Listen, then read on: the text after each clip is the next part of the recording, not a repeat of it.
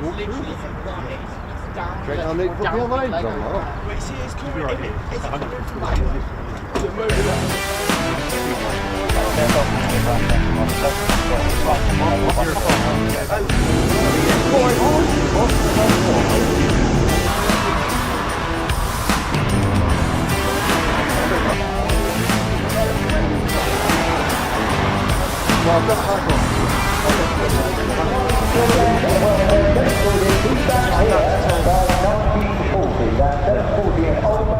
This is when it turns right, it just starts doing patterns. Yeah.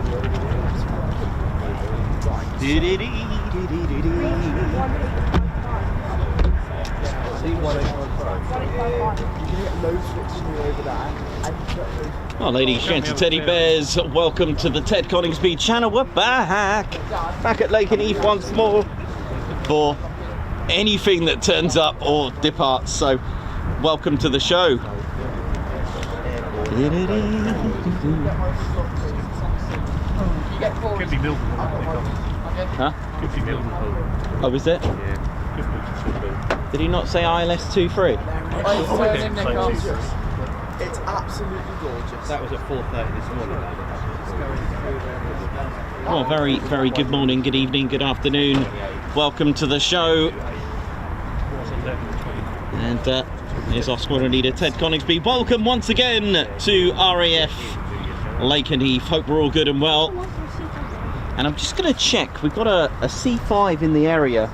I'm pretty sure I heard ILS 23, and I feel bad because I've just told a few people, but I'm pretty sure. Yeah, in fact, I've told the whole car park, so everyone's changing their lenses. But What's that?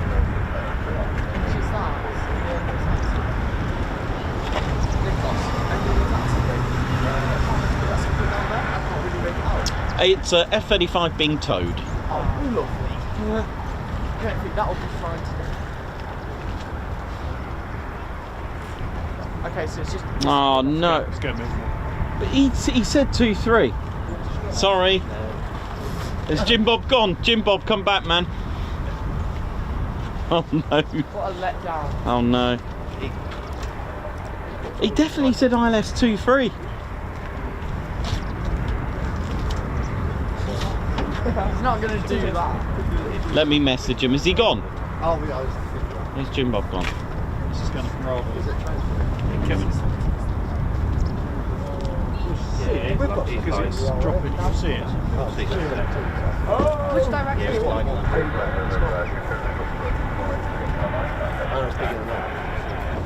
Vision approach 28. Yeah, it's definitely. Harry, he's going that way, isn't he? Yeah. Oh, there he is. You should see it. See it, Dot spot from if you see it 135 from here, Well, there's See your an first osprey. C5, even though I can make it up, see what it is. Even though it's 30 miles away, it's not 30 miles. We're at 20. See him now. That's Oh, never mind. That's a bit of a shame. I actually thought. I'm pretty sure he said ILS 2-3. Oh no. Oh well, wishful thinking, lack of sleep. Yeah, never mind. Let's have a long distance shot.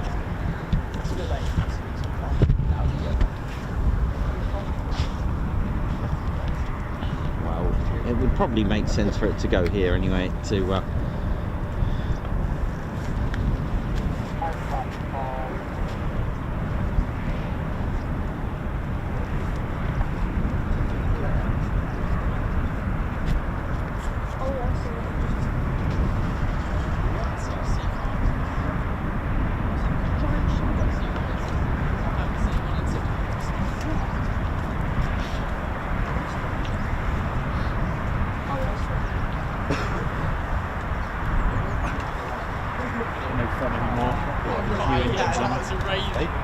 Done anymore with the new engine.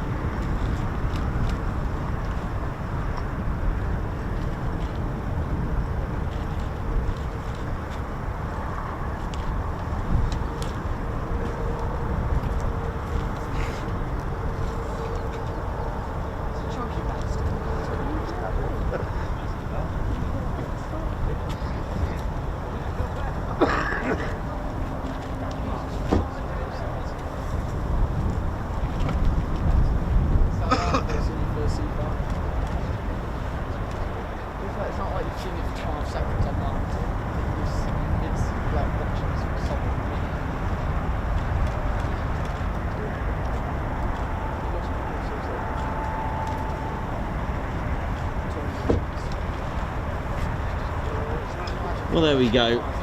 Wishful thinking. I actually believed it was coming here, but never mind. You can see it from afar, far, far.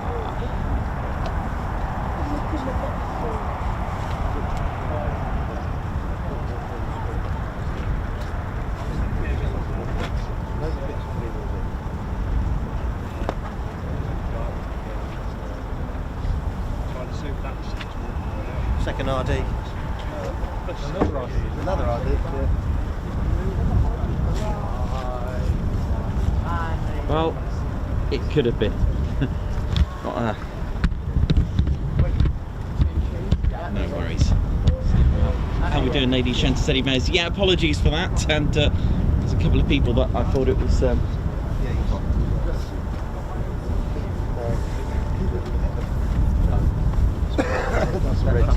Oh, that one there, was it? Specific. Cool.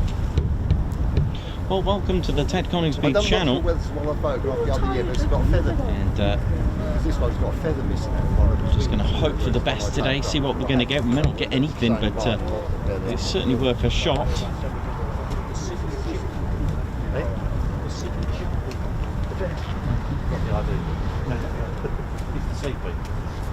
We do have some C-17s here that could possibly go out later on as well, so welcome to the show. Dee-dee-dee-dee-dee.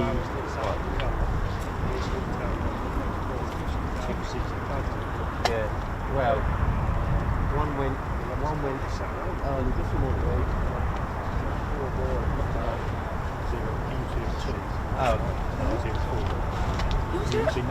Oh, okay.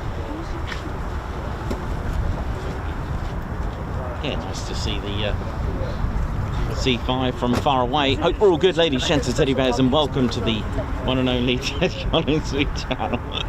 So I'm about to face the consequences of hearing things, but I'm pretty sure yeah, never mind. Like a tinnitus. Yeah, it could be ATC RAPCON tinnitus as well. Yo, man, sorry about that. I'm pretty sure I heard 2-3. I think everyone's got that. Oh well. That's two, isn't it? Yeah, it was about 13 off the mark, because you'll be going in. I don't know, 10 of the news yesterday before. You'll be going in 28. Sorry, I'll just stick to streaming and just leave. He did seem a bit close this way for going in the lead. Yeah. Oh well. Because there was a no time for 9 minutes, wasn't there? For some for to keep this clear. No, never mind. It happens. There we go. Still embarrassed, but never mind. Never mind. How are we doing? I hope we're all good and well. And welcome to RAF Lakenheath, home of the 48 Fighter Wing. And hoping to catch anything here for the next few hours while it's blue skies, believe it or not. It's actually blue skies. I haven't actually superimposed a reasonably nice skyline, a bit different to yesterday. It's a little bit warmer than what it was this morning. Hope you all had a good rest of the evening yesterday, and for those that pressed on to catch the F-22s at night, hope you managed to get some good snaps at night. Sometimes they can be quite pretty sleek and effective. It's quite nice, can be quite exciting to get some panning shots with those lights. It's be quite nice, but welcome to the show, ladies, gents, and teddy bears, and home of the 48 Fighter Wing, home to a variety of units, and of course 4 combat-ready squadrons. The 492nd Fighter Squadron, who fly the F-15 Strike Eagle guns up bowlers, locally known as the Bowlers. Their nickname officially is the Mad Hatters. We've also got the 493rd Fighter Squadron, who in 2022 transitioned and changed aircraft to the F-35A, the Grim Reapers. Fear the Reaper. Oh yeah.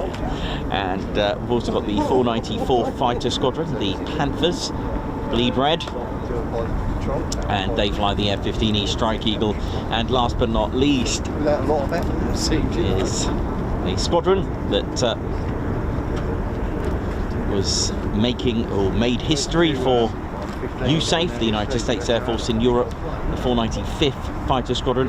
A nickname that was chosen by you, the members of the public. A vote was put out for a new nickname, because in 77 to 1991 they were known as the Thunderbarks, a nickname given, a quirky nickname, while operating the F-111 Aardvark. They became inactive for 30 years, came back on the 15th of December 2021 with the F-35A, making USAF and the 48 Fighter Wing the first to operate the F-35A in the USAF units. Lots of nicknames were thought about, the Ravens, Archangels, Daggers, but they went with the Valkyries, which is pretty cool. So new nicknames, and of course the call signs to go with it as well. So we'll just wait patiently. Hopefully we'll get some movement for you today, but still nice to see a C5 in the distance.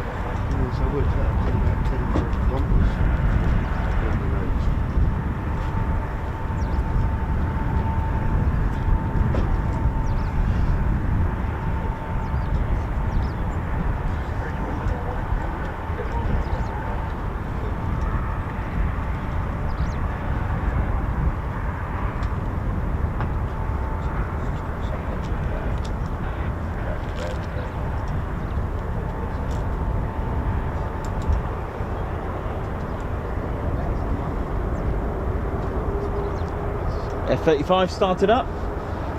There we go. But just got to hope it's not a engine run or anything.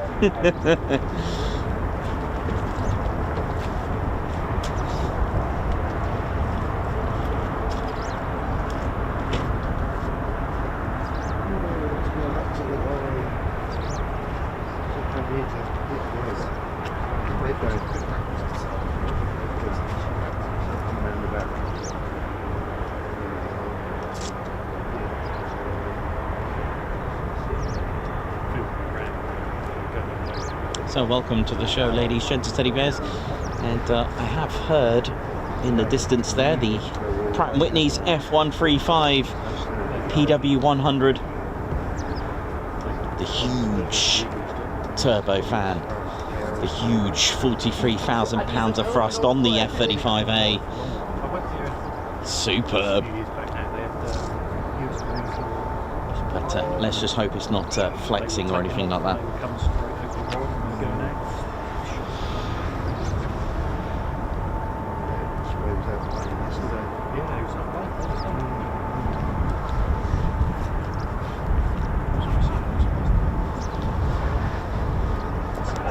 RAF Lakenheath station that was built to support RAF Mildenhall in 1941. It was built as Royal Air Force Station Lakenheath. Mildenhall was built in 1934, which is just 5 miles in the direction of the backwards flying crow. Same distance as we've seen the C5, opened in 1934. And to my 5 o'clock in 1936, RAF Feltwell was opened and received its first residents in 1937. Both stations operating a variety of aircraft, so Mildenhall operating the Handley Page Hayford with 99 Squadron, and Feltwell with the Handley Page Harrow, and eventually both converted to the monoplane bomber, the most produced RAF bomber of the Second World War, which was indeed the Vickers Wellington bomber in 1938. So Lakenheath, along with Tuddenham and Newmarket Heath, was built to support as a satellite station. Functioned eventually independently from 1943 with 149 and 199 squadrons here. This is also a Victoria Cross station. In 1942 in November, an Australian-born Ron Hugh Middleton took to the skies for a raid over Turin. Target was the Fiat factories, aircraft factories, and for his bravery and sacrifice, which cost him his life, trying to save civilians and himself. Trying to save civilians and his crew, sorry, beg your pardon. Sadly, did not recover. The station is a United States Air Force in Europe base, and transitioned to the United States Air Force in 1948. So it's been a US Air Force base since 1948, and has seen a variety of aircraft. Starting off with the B-29s, oh yeah, B-47s, B-50s, you name it.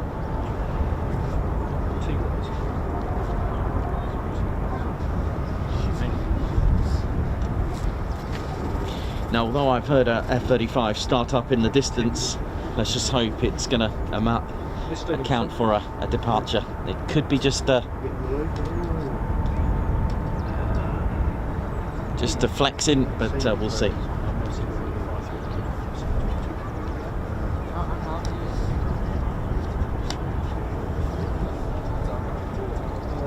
Very good morning to everyone who's tuned in. Lorraine, Alan, MWB Aquatics, Davey, Bobby, Mr. Wildebeest 66, Alan Burden, Dave Holloway, Davey, Synchrotones, Alan Q, Dieter, Wills, Will BZZ, how you doing? Hope you're good. Mark Moody, oi oi to you. I know it's got a blue sky today. Can you Adam and Eve it? Oh dear. Right. Let's see what we're going to get today. We'll be here till about midday. We're going to keep an eye on the skies. They look good, and I'm actually surprised they're blue. It's blue. I haven't put any filter on or anything. This is a genuine blue sky. This is a genuine blue sky. So this is not AI or anything like that, even though some people do think this whole thing is AI. Everyone here is non-existent, but never mind. There's an inside there. Let's have a look what else we can see. Got the RD there. The air traffic control. RAPCON, how you doing? Hope we're all good. Lots of interesting things around the airfield, as in aerodrome.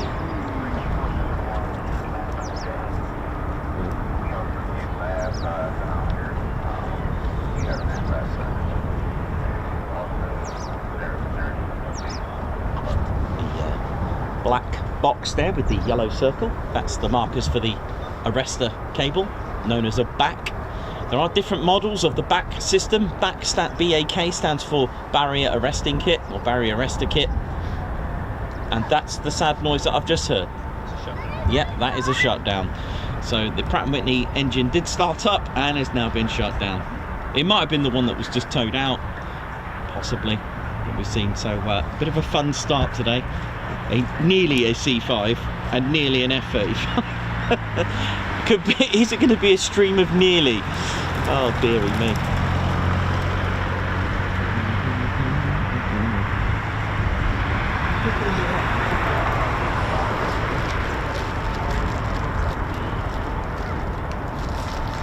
We do have, just gonna have a look on ADSP. We did have a, oh, what's going on here on the runway? Got some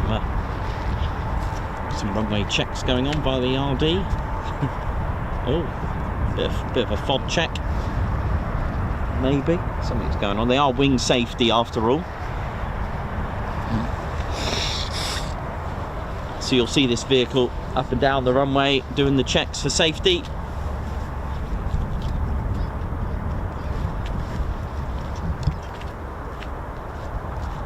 There's our catwalk. If you've got any questions about the aerodrome itself related to aviation, and feel free if you want to know what certain things are around the airfield.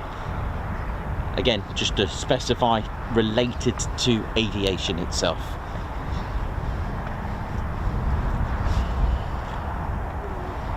Aspen, what up? How you doing? Dave Holloway, how you doing? Yeah, I can hear something as well. I'm wondering if that's the Pratt & Whitney F-117s of the C-17. There are, I think, at least two round the side out of view at the minute. Mark Moody, how you doing? Argan, Aspen, Batter Purple. Hope we're all good. Morning, Babsar. A very good morning to you as well. Phil Springle, Muzz. You can definitely hear something what sounds like a C-17 over the other side. I'm not sure how many there are, but there's definitely at least two.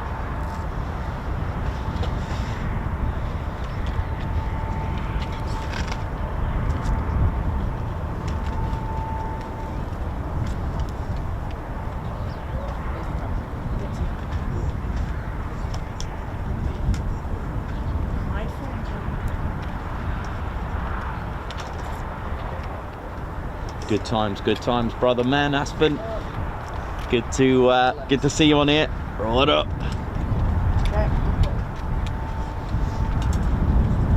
Morning, Rob J. How we doing?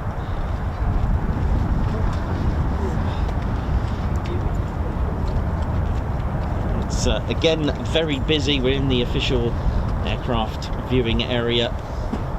Again, keep it sweet and neat in the chats. Again, lots of housekeeping and some simple follow-up guidelines as well. Again, for those that are new to this, nothing is published here for the public. It is a military establishment, so nothing, no schedules, no takeoff departure times. This is not a civilian establishment. This is military, so nothing is publicised. No times. You just turn up, hope for the best, and bring lots of tea and have a good time and a good old sing-along. No, maybe not. Are you right down there? That's the spirit. A B2. But yeah, you gotta come with that open mind. Expect to see nothing, and whatever you see, it's an absolute bonus. And obviously don't listen to me when things are coming in, because what a start. That was funny, that was. That's fine, we're all good. Hey, I'll tell you what, I'll just stick to streaming and history. That'll do. That'll be alright. I think I can get away with that.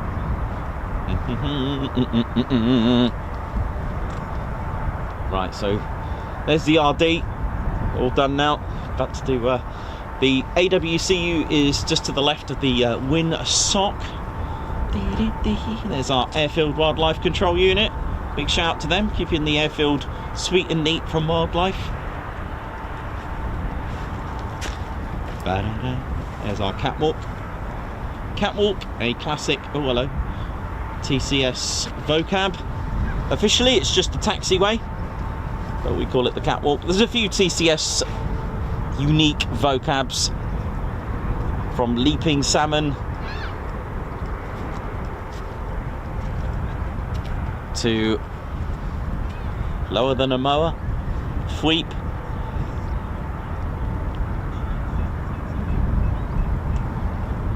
You know how it is. All one word. Be good at catchphrase. Imagine that. I'll have a Y, a Z, a H. You know how it is. Right, what are we going to get today? What are we going to get? We're going to get anything. So, as soon as we get our first movement, we can just relax. One is always good.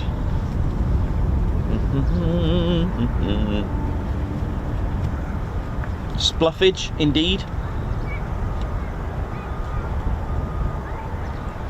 And also greetings, depending on whereabouts you're from. If you're from the woods, it's "Hey oi," or just a regular "Oi oi." Although that's not actually unique to us, but that's how we greet each other on the show. And that's another tanker just about to drive past.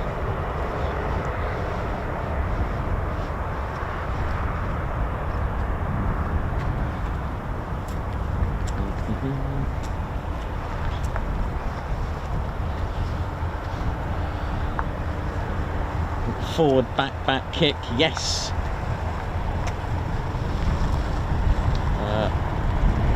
Tom Atkin Photography, where is the Warren? Well, this is actually, this whole vicinity is Lakenheath Warren. It's pretty much, that was from the 18th, 19th centuries, a lot of gamekeeping, a lot of posh lodges, one of them being Lakenheath. There was a Lakenheath Lodge, I think it's down by where the church is, and also Eriswell Lodge is still going, still there. I'll have to go and get you my 1930s map and I'll show you where and what.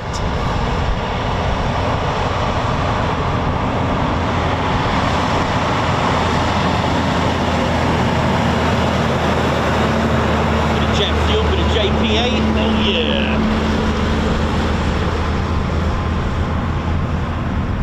That's a bit of warmth just coming from that, nice.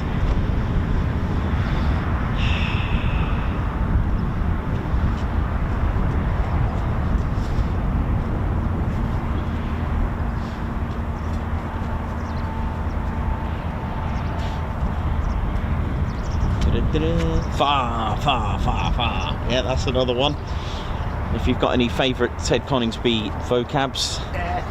Air, yeah, that is a good one actually. Air, he's on a bus trip, he's on some sort of tour today. He's gone to Bolton on the Water. Yeah, Wingy has. He's gone to some sort of tea room. He's taken Joanna, of course, on their bus trip.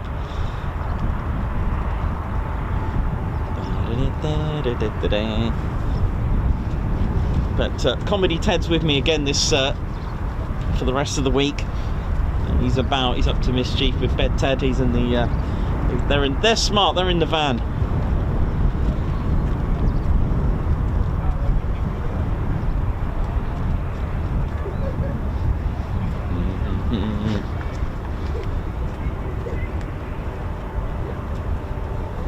But yeah, keep your questions coming while we're waiting. It's quite nice. What I could do is give you the history as well very shortly. Guards March, yeah, that is a classic. Yeah, Guards March. The first ever Guards March I ever did was at RAF Leeming. This is before streams. My first ever visit. I did one right outside the sign. It was quite. It was. I was giving Ted some moves. He used to do quite a few different moves back then. I suppose as you get older, innit? You know, your back's not as flexible. Oh dear. There's our squadron leader, Ted Coningsby. Oh, who's this?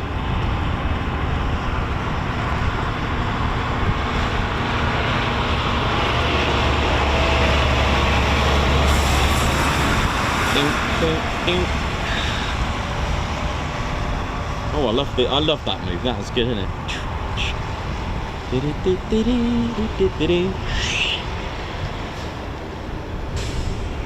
Well, sounded like that noise.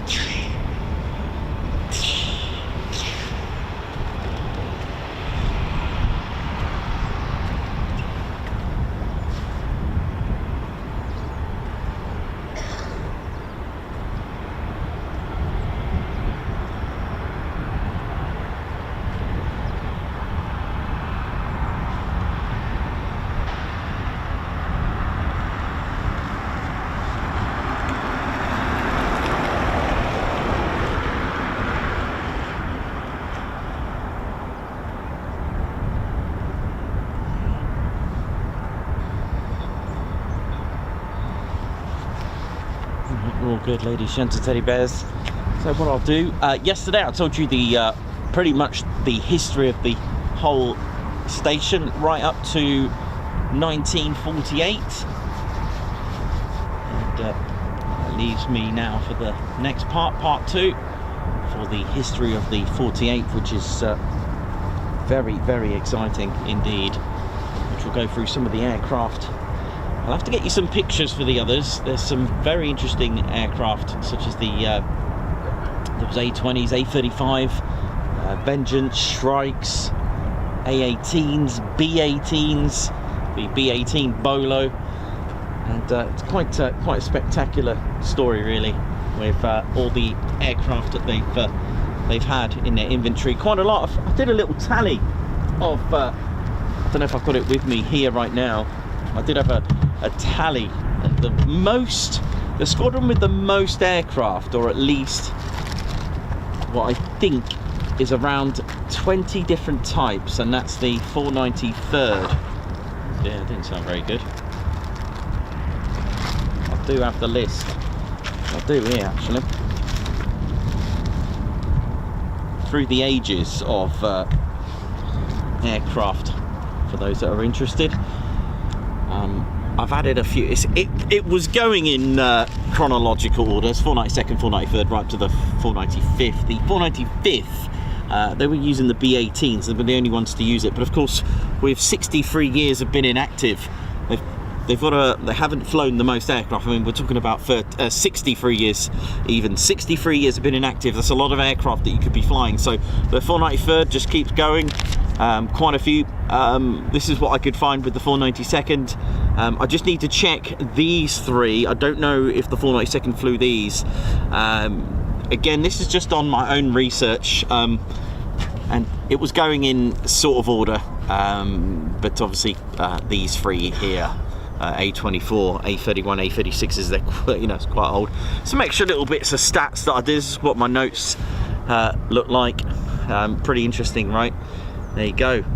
But yeah, the 493rd, they've flown quite a few different types, and some of them I do have, and of course some of them I don't. So maybe I'll just get you a few little pictures or cards that I can show you to show you what they would have looked like in their time and prime.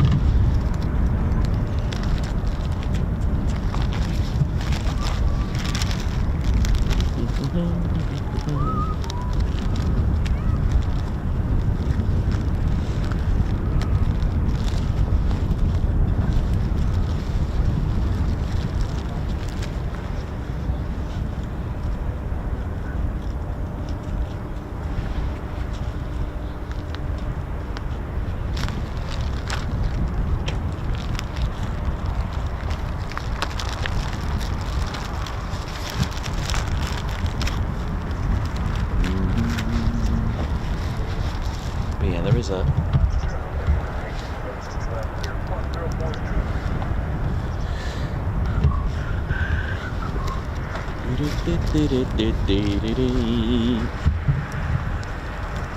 I'm loving the blue skies at the moment. It's quite nice. Nice to see it.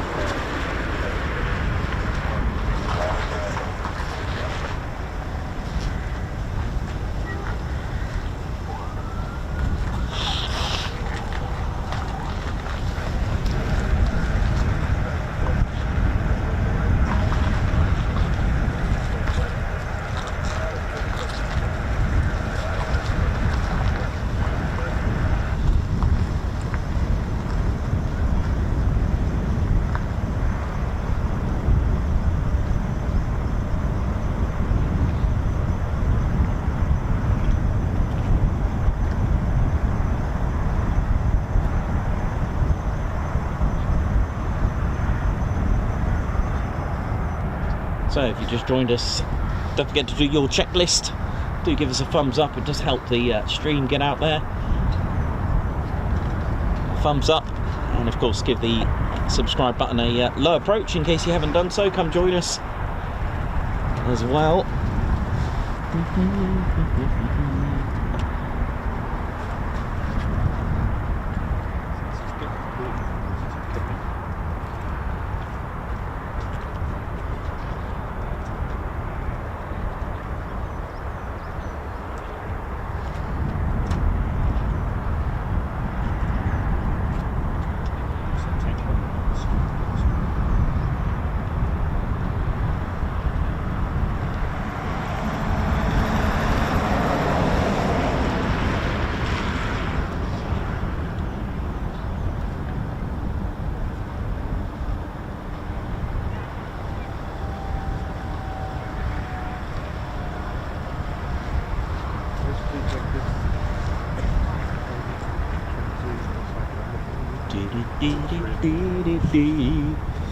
How are we all doing, ladies, gents and teddy bears? How we doing? Oh, I'll just move that over there. Should be alright like that there now, yeah. How we doing? Goodness me. Still a little bit cold, but hey, it's sunny and we can live with that, definitely. How are we doing? How are we feeling? Hope we're all good. So yesterday, never got a chance to go into the full history of the 48th, and it is enriched. They are, and they've earned that credit to have that air superiority. For those that don't know, they're the only United States Air Force wing with a number and a name as well to go with that. And there's a history behind that. They didn't just pick the fact that they were with the root of being American. They didn't just name them the Statue of Liberty wing. There's a reason behind that as well. It really, really is fascinating, and you could literally make a whole education on the whole of the 48th. It really is spectacular, but I've obviously did it for you in bite sizes. I've got some of the aircraft here that we can go through as well, but we have to go back as well, all the way back to 1941. In fact, in January the 15th of 1941. But not only were the 48th activated at Georgia, Hunterfield, Georgia, there was a lot of activations going on. You see, it was quite new for the United States. They were neutral during the first stages of the Second World War.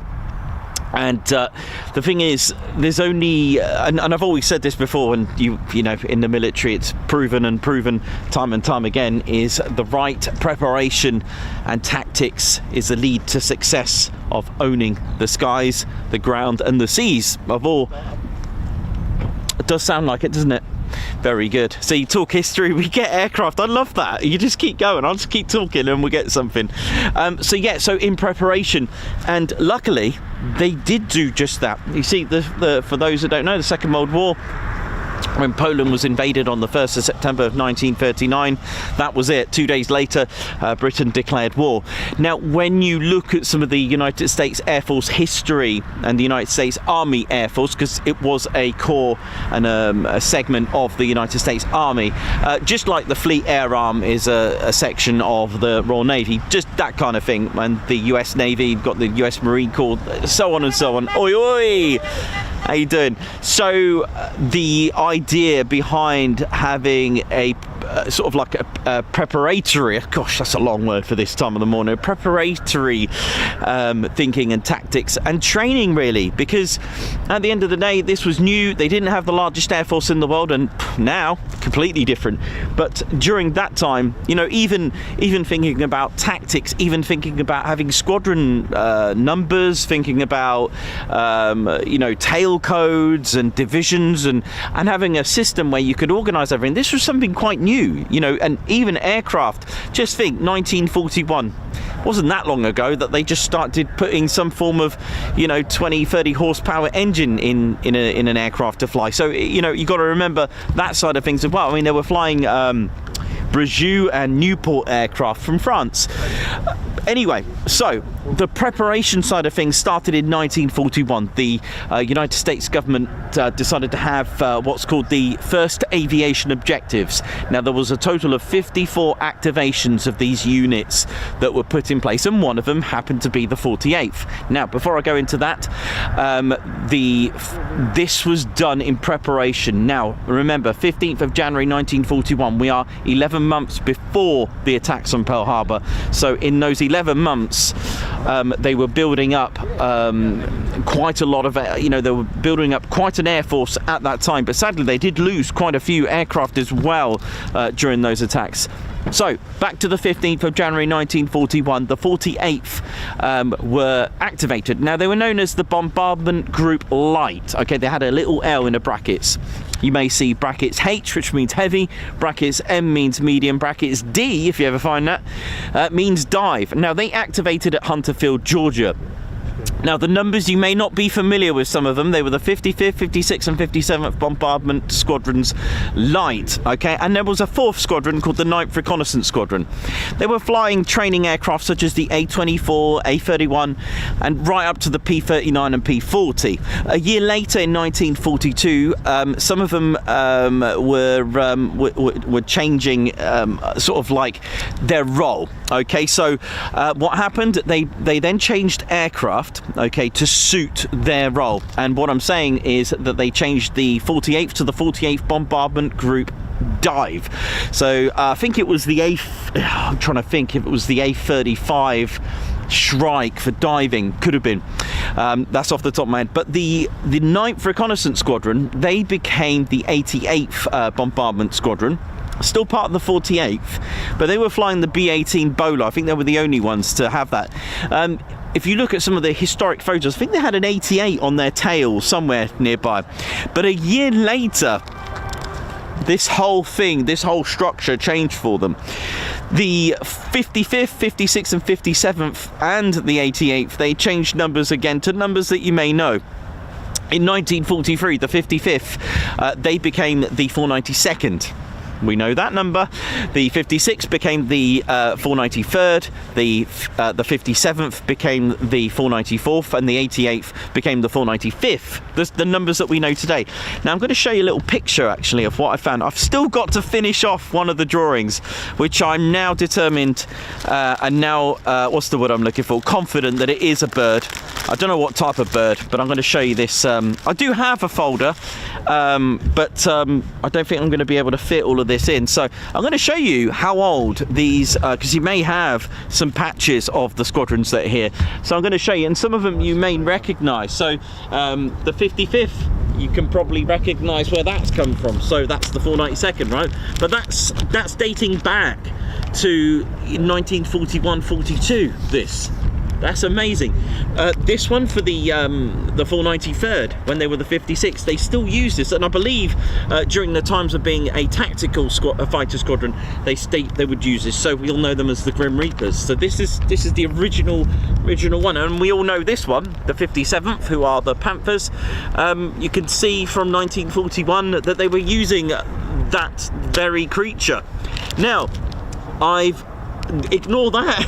I'm working on the 9th to the 88th to the 495th. I'm working on it.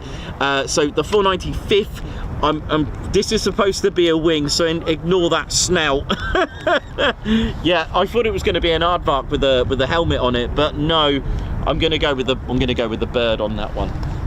I know it looks quite funny, but they could have been. But I'm pretty confident. It's quite hard to find. That. Let me just pop that somewhere safely. Yeah, it's quite hard to find some of the history, because 63 years have been inactive.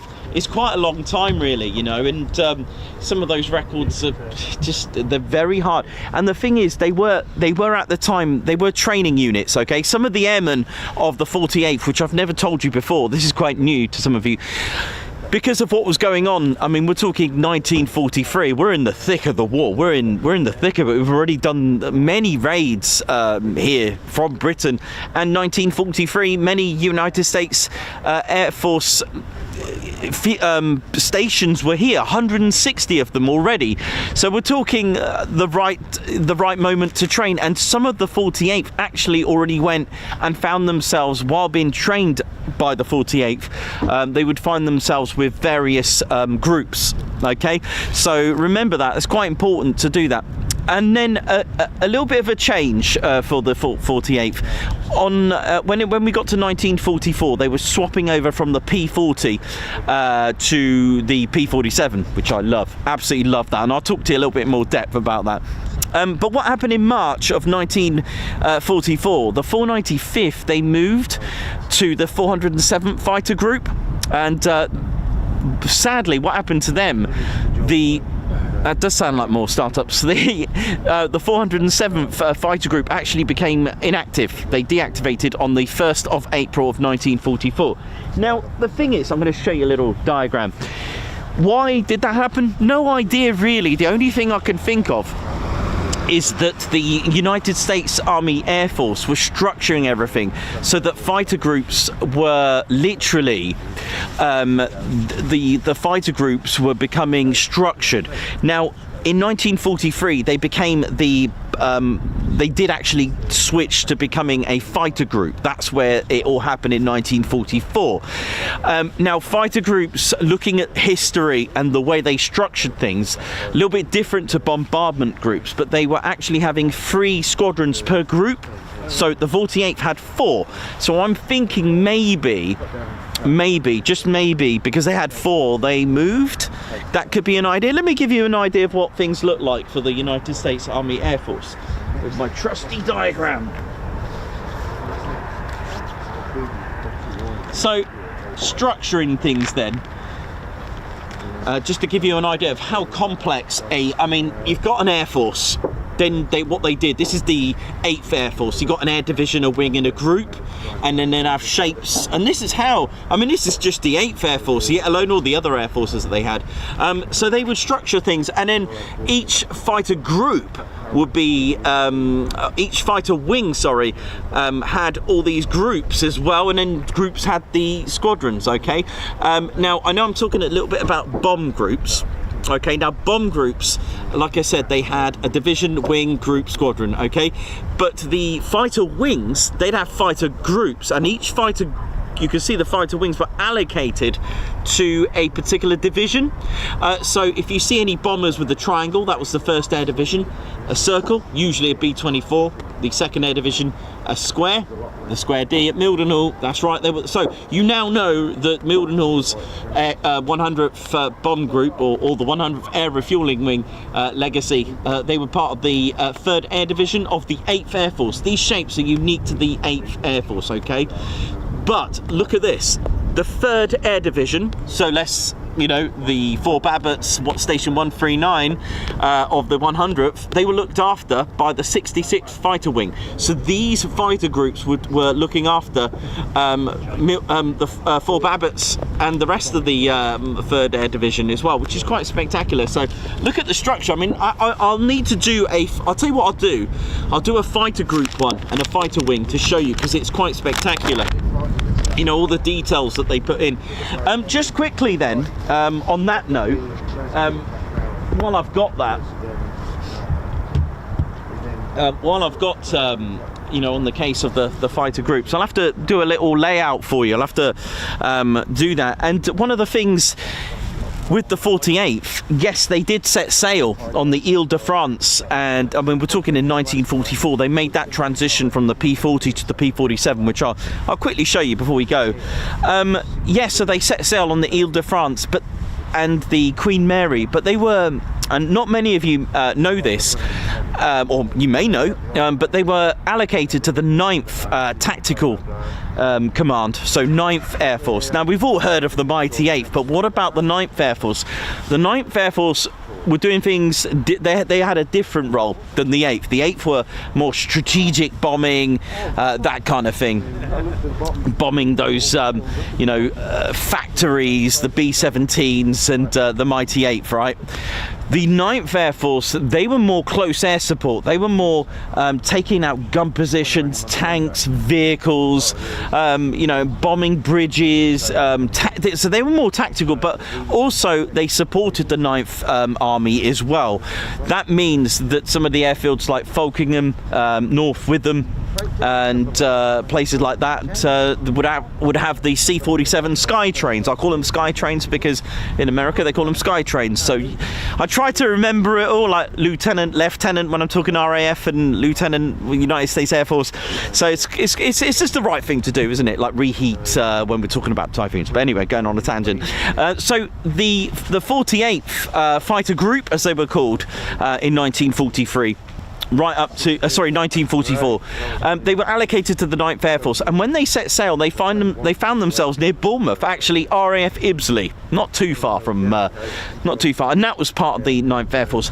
And they were given, they were training when they were still in America before they came. They were training on their P-47 Thunderbolts, the Jug, the legend. Let's have a little look at the Jug.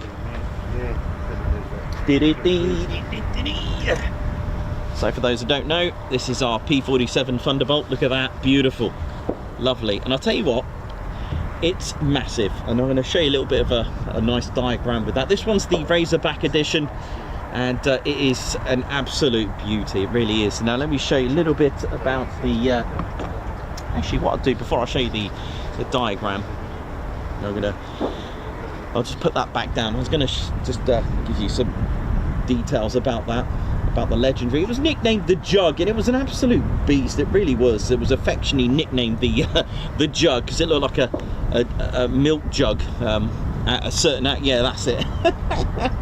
Oh dear. And it is literally one of the most famous Army Air Force fighters of World War II. It really is. And you know, it was originally conceived, you know, started off as a lightweight interceptor, but it turned out to be the A-10, and that's why the A-10 is called a Thunderbolt II, because I'll talk to you about that in just a moment. It developed into an aircraft that was a similar role to the Hawker Typhoon, and it was developed as a heavyweight fighter.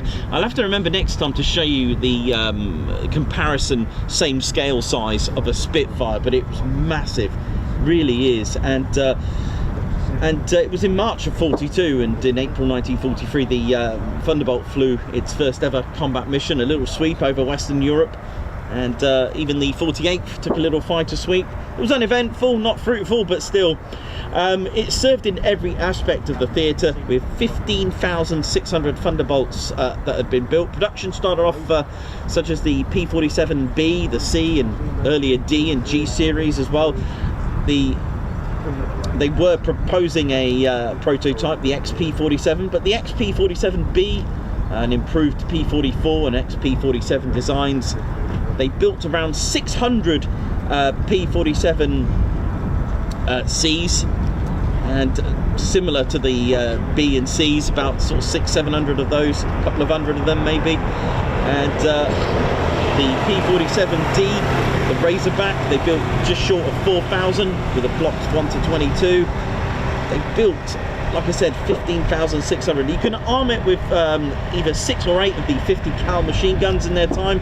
Can take either 10 rockets or 2,500 pounds of bombs, and it was powered by the huge 2,000 horsepower Pratt & Whitney's R2800 with 18 cylinders, air cooled as well. Air cooled is really, really cool. So I always go, oi! I always go on about air cooled, you know, the benefits of, you know, actually, you know, shooting bits of, you know, half of your cylinders missing because of the way you know, the radial pistons would work. But there are drawbacks to that as well. You see, an inline streamline engine such as the Rolls-Royce Merlin Streamline is more aerodynamic, it's a lot pointy, but these obviously are not very aerodynamic at all. But the benefits are these were air cooled, which means that it can take hits to what lines would cool down the engine through the radiators, but because it was air cooled, it wouldn't matter if you get shot in those parts, because it uses air to cool it, not liquid. So if you got shot in the engine bay and you hit one of your radiator fuel coolant lines, then you're in serious trouble. That would be it. At a service ceiling of about 42,000 feet, the span was 40 feet and 9 inches with a length of 36 feet and 2 inches. It was a beast. It sat quite high at 14 feet, which is that is amazing. That is absolutely incredible. But yeah, the P-47D at the time, about 2,000 horsepower, had an extra 300 horsepower boost with the alcohol and water mixture that it would have, that would sit in here.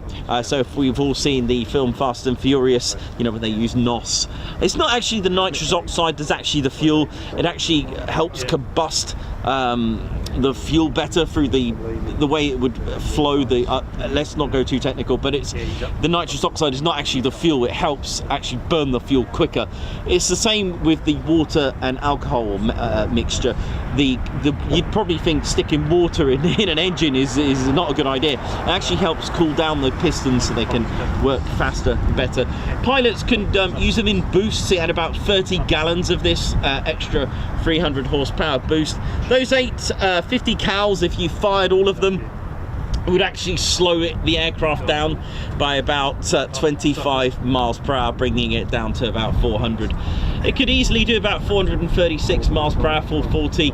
It depends on which model it was. There were various upgrades to the P-47. But let's have a little look inside the P-47. Let's have a quick look what we've got. So here's our diagram of our P-47. So just to give you an idea, you can fit a person in there sliding in. I've seen photos of ground crew actually stood, actually shoved in there and stuck his head out. Obviously don't try that at home, I'm sure that's extremely dangerous. For those that want to do litres, it's 46 litres of displacement. Wow, that's a beast, isn't it? I think I worked out, you see these numbers where it's got 2800, I think that's in cc. So if you times that by, I think I did the maths, so 1.64. So when you see these R2800s, if you times that by 1.64, it gives you roughly the engine displacement, so in litres. So 46, pretty cool, isn't it? So it's a double wasp, 18-cylinder air-cooled, and the way it'd work is suck up the air right through, take it all the way to the back. It meets the supercharger, the impeller, compresses it, which is amazing. I know, right? We're talking superchargers, World War II. Oh yes. And it'll bring that air into there and bring it through to the intercooler, and that will cool the air down and bring it to the exhaust collection ring to power those, to power everything up. So amazing, isn't it? Those were the markings for the squadrons, so 492nd and F4. I know we're all familiar with blue representing the bowlers or the Mad Hatters, and red representing the Panthers, and yellow and black representing the Grim Reapers. It was actually a little bit different in World War II. Red was the bowlers, blue was the Grim Reapers, and yellow was actually the Panthers. Couple of sorties for as a whole, we're talking about 500,000 sorties, 86,000 railways and cars destroyed. I think it destroyed about 5,000 aircraft in its time. Now when you look at some of the stats of the 48's aerial victories, they don't seem as high, and there's a reason for that. They were more of an FGR4, let's say. They were more ground attack rather than escorting. The only time they would engage is when they were under attack from bombing bridges and railway lines, and basically any defensive attacks onto them. So very, very interesting stuff, that P-47. It is a legend. I mean, I can go on to so much detail with that. In fact, actually, what I could do is talk to you a little about how they supported. So the 493rd had about 8.5 kills, the 492nd had 8, and the 494th had, I think it was 3 aerial victories. I think of Ed Cottrell, when he did about 65 sorties, only one of them was an escorting mission. So it just goes to show. And if you ever hear Ramrod, like a radio check here, it was actually the operational code for actually escorting bombers of World War II. So that was the US Army Air Force code.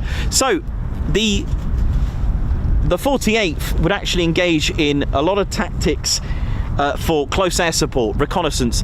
And what they would do, they would actually use for those that are familiar with the maneuver called a split S, I'll have to go back here a little bit. A split S, so if this was a road, and let's say, or a railway line, and the trains are going this way, the Thunderbolts would go along and dive down and turn, that's called a split S, and then strafe and attack. And they'd also use this for reconnaissance, sometimes armed, most of the time, sometimes more of a visual, like an observer. What they would do, they would help the army. The army would be pinned down sometimes by tanks and get ambushed that way. So what they would do, they'd send in the Thunderbolts, and whether they need to, engage on them, attack the tanks, and then let the army progress. And they did just that. The 48th took part in about 2,000 sorties of the 14,000 during that Normandy campaign, which is absolutely remarkable. They won many awards. They were awarded distinguished unit citations, and just made their way into a very, very successful group in their time. Absolutely amazing. So, did we hear anything? Hour delay. Oh gosh. Cargo. Oh, okay. It needs to go by a certain time because F-35s are going out at 1:45. 1:45. Oh no! Oh no! The rain. Can't they go earlier? Oh dearie me. So there we go. Never mind. So yes. So the squadrons, the three squadrons, they set sail on the Ile-de-France and Queen Mary, and they found themselves at RAF Ibbsley. Now, what you've got to do, you've got to remember this: they were actually part of the, although they were a group, and the way they structured things with the United States Army Air Force. They were allocated to the 70th Fighter Wing and part of the 9th Air Command. So taking part in low-level attacks and ground attacks and training. So their training before they went over to carry out their sorties over Normandy and D-Day would be literally a rigorous training program designed to train them on their future role, which was dive bombing, close air support, night flying, even glide bombing, low-level reconnaissance and patrol. And for that reason, that they were going to take on this task, of course they can't be called a bomber, a fighter bomber squadron, so they dropped the title bomber and they were now called a fighter group. So the squadrons would take on that role. So it was on the 30th of May 1944, so a month or even literally a few days, 30th of May before D-Day, they were called the fighter group. So the squadrons were called fighter squadrons. Again, remember, it was just the three of them. The 495th became inactive in 1944. So when D-Day came on the 6th of the 6th, 1944, all that training that they learned, they put into action. They bombed bridges, gun positions, destroyed many vehicles, railway lines, visual reconnaissance, close air support to the army to help them progress. And as they gained ground, they gained different airfields, so they left and ended up in places like Coningsby. They moved to Dujamou as early as 18th of the 6th of 44. It was quite spectacular, really. You're right, buddy. Oh, is that for me? Oh, thank you. I'll come and get that. Keep you nice and warm. Oh, bless you. Quickly, they can't see you. Yeah, no, that's fine there, actually. That's fine there. Thank you very much. I will be having that cup of tea because it is freezing. So yeah, and that's how they progressed. They were very, very successful. They were very what's the word I'm looking for? They were very, I mean, they proved themselves during the Second World War. And in July of 44, the 48th carried out airstrikes and helped the First Army break through the gun positions at Saint-Lô in France. They took out many tanks and gun pods, and they moved to Coningsby on the 29th of the 8th, 1944. And then finally they moved to the massive 10,000-foot runway at Saint-Trond in Belgium. In the following month, and I think that's where I started to get to know one of the 493rd pilots of the Second World War. Not personally, but what I was researching. Second Lieutenant Ed Cottrell, absolute legend. I mean, he sadly passed away last year in March at the age of 103, and I was lucky enough to see a special fly past here for him as well. And he was here at Lakenheath, and I managed to see the P-47 Thunderbolt. I was really excited. It was such a really nice moment for me, because someone I've been reading about and learning about. Really amazing. On the 17th of September 1944, they supported Operation Market Garden. Again, this is all with the P-47 Thunderbolt. Absolute amazing. In December of 1944, the 6th of December, the troops of the 9th Army were pinned down in Jülich in Germany. So you can see how far they're progressing, and they were stuck by a soccer field, and they were, freezing, foggy conditions. And Ed Cottrell was on one of these missions. It was led by Major Stanley Latiolis. They were just flying at 200 feet at 325 miles per hour. So the P-47 was very good at low level as well. They came with delayed bombs and strafed and attacked the ground and blew up the stadium, and managed to free the 9th Army to progress. And but Ed did get shot up a little bit, because when he got back, his P-47, and that's one thing I didn't mention, the P-47 could take an absolute battering. I've seen where there was a roundel, there was holes through it. Literally could fit a human through it. Ed was actually shown by his ground crew the 40 bullets that actually hit his P-47, so it could take a bit of a battering. On the 17th, literally 11 days later, on the 17th of December 1944, the 493rd again, they had another mission.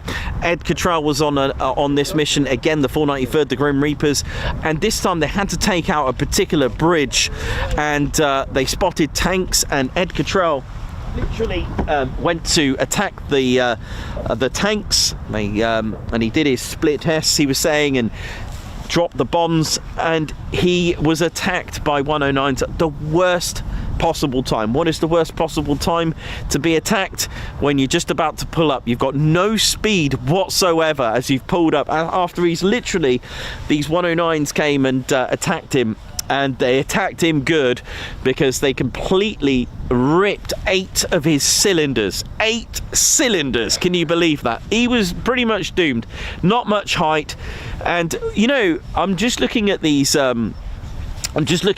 trees, and the way he was describing it, flying over the trees, and he said he was too low to bail out, and it was covered in oil, and he said that he pulled back the canopy because it was just covered in oil, couldn't see anything, and he did manage to radio in to his commander just to say his situation, and the 109s actually, he could see them crisscrossing, and he was like, oh dear, this is it. They actually flew one on each side of each of his wing, and they saluted him and they left him to it. So a lucky escape for Ed Cottrell on that occasion. And wow, and he did manage to land back at St. Trond, and apparently he said that he got out and he kissed the ground, contacted Pratt & Whitney and told them that they made a life-saving engine. Bless him. Absolute. I mean, some of the stories these men tell you that they've experienced is just unbelievable, really. It really is amazing. And you know, when we start to get to the end of the war, it's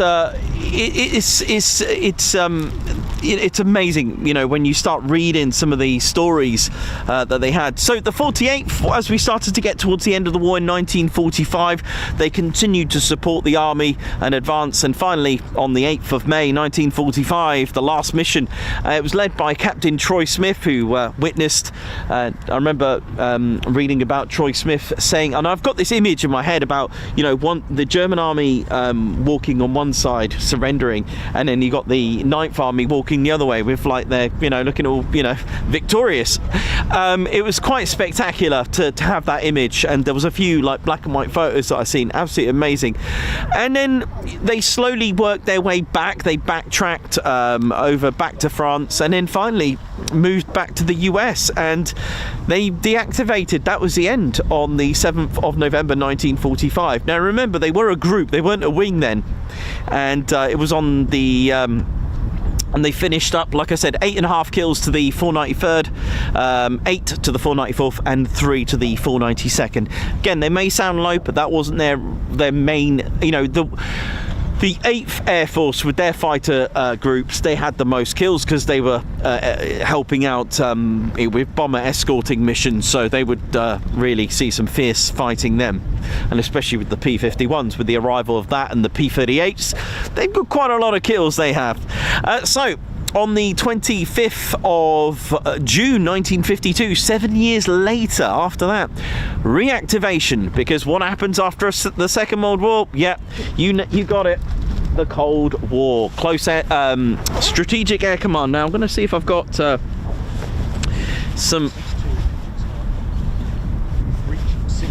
Oh, nice. We're getting all sorts of numbers. There was 86 and... There's 471 and 662. Yeah, man. Unbelievable. Right, let me show you some very early, late World War II Strategic Air Command goodies that I've got here. So, a nice cat badge. I can show you, look at that. Very early 50s perhaps, could even be Second World War. Look at that. Absolute gem, isn't it? Beautiful.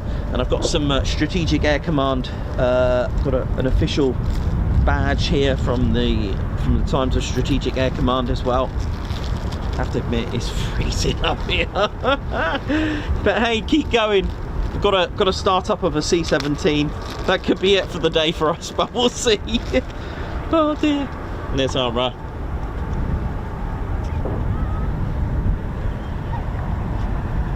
so there it is, Strategic Air Command. Absolute beauty, isn't it? Look at that. That's what I'm talking about. Absolute beautiful Strategic Air Command goodies there. Oh yes.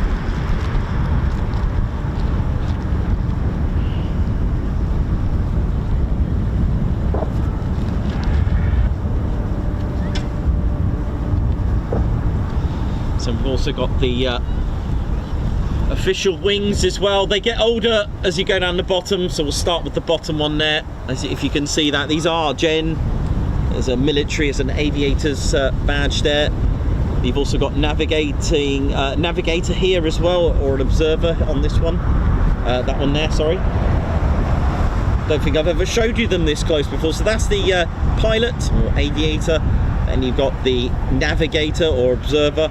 You've also got the a flight nurse there with the snake, and then back to this huge one here. So WISOs, weapons systems operators, boomstick operators, they're classed as CSOs, and again, if you're a navigator or an observer as well, it's this one. Sorry, maybe I'll zoom out just a little bit. It's a bit too wow. And then there's that's probably the highest ranking one I've got, which is a command pilot there. Look at that, genuine Cold War, possibly very early Cold War or late Second World War on that one. Absolutely pretty cool, that, isn't it? Hope you're enjoying that. While we wait, isn't it? While we wait.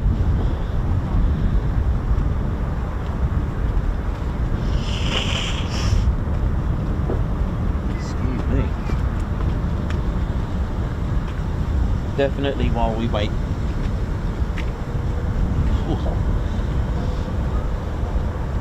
I can hear so many engines everywhere. I don't know what's coming or going or starting or flexing. So, so yeah, welcome back. So, yes, that definitely sounds like a C-17 now, doesn't it? I'll just keep talking history.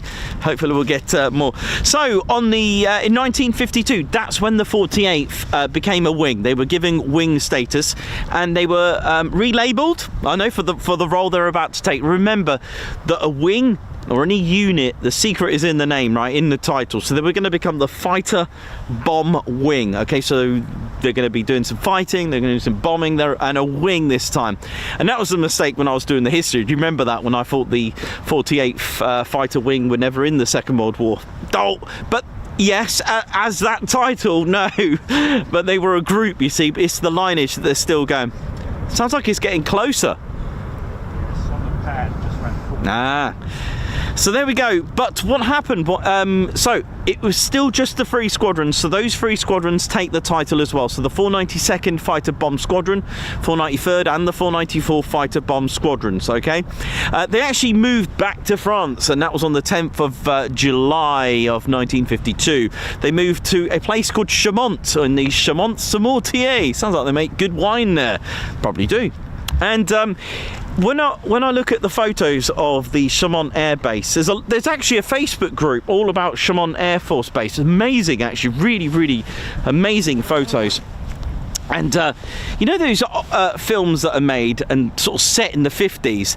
They are literally, they look like that, a muddy, lots of like dry, muddy fields with those little, tiny little shack buildings, those sort of duck egg colour ones with that thin red barrier and a couple of guards standing outside with not a lot going on. That's exactly what it looks like. There was a scene in Indiana Jones, can't remember which one, that have that, but anyway. Oh dear. But yeah, there was a couple of concrete buildings, and they did have a concrete runway and just a handful of shack buildings, but they did actually start to develop on that, and that's when they received their first ever jet engine aircraft. Let's have a little look at their first ever aircraft, and it was indeed the F-34. Let's have a little look, and it's let's just have a little imagination here. The F-84 then, the first ever jet aircraft of the 48. Look at it, beautiful. It reminds me of the, I was going to say the F-80. In fact, the Shooting Star actually started life out as the P-80, and that's when the P was dropped or switched to F. So if it wasn't for the P-80, they wouldn't have, well, they would have at some point, I guess. It was a different role. They started to enter the jet age.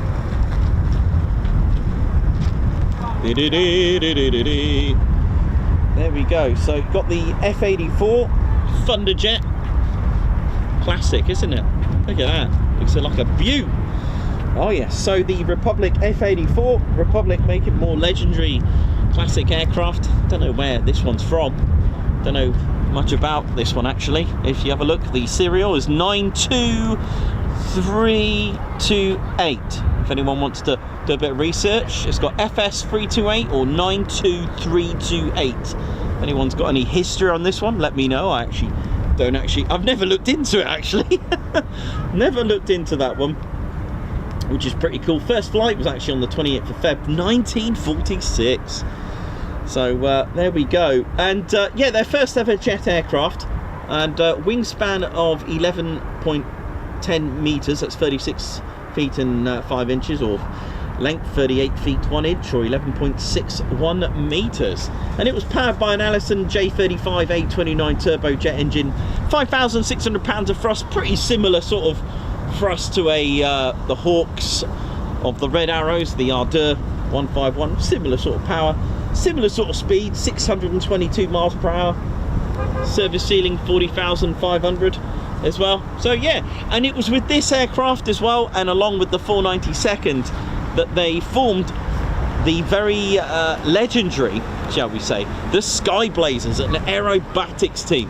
That's right, it was under the command of the 48th and flying with the 492nd. So how cool is that? The Sky Blazers aerobatics. A little quick briefing about the Sky Blazers. They became obsolete after the arrival of the Thunderbirds, which we all know, because their aircraft had the capability of air-to-air refueling. So they took their air shows to Europe, and of course I believe it may have been because of that they were able to expand a bit more than the Sky Blazers, but that's just one theory.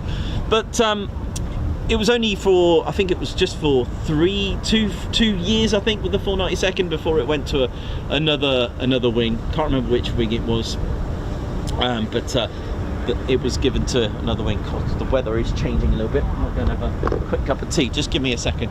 I'll let me just have it over here a minute. We're going to get more aircraft on the stream. We're going to have a cup of tea quickly. A little bit cold now. It's changing. It was nice, man. It was actually really nice. I was like,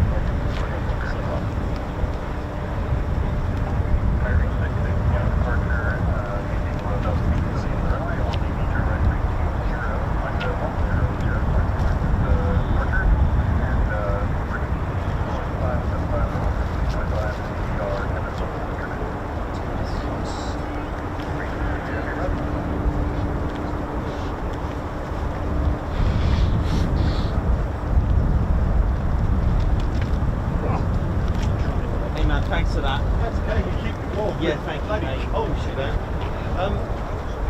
you still got your beanies? Got 2 bobbles.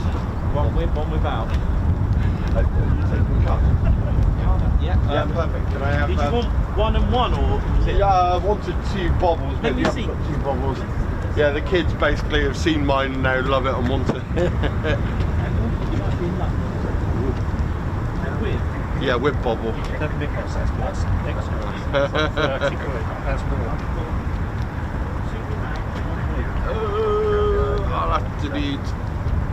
I'll have to do 1 with, 1 without, and then I'll have to squabble it between them. One of them crochet. That's okay, thank you.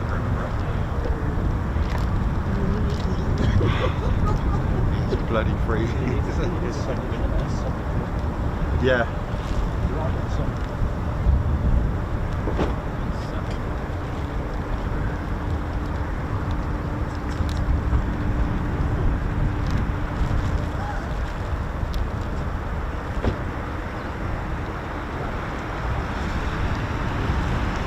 Very much. Yep. Thank you very much. Thank you. If they, like I said, I've got 1 without, so it makes it 2 without. But No, I'll end up with 3 without, and I'll be squabbling even more. Yeah, okay, so I haven't got any then. Yeah, thank you. Alright, big fella. How you doing? I've not seen you in ages. I didn't even talk to you.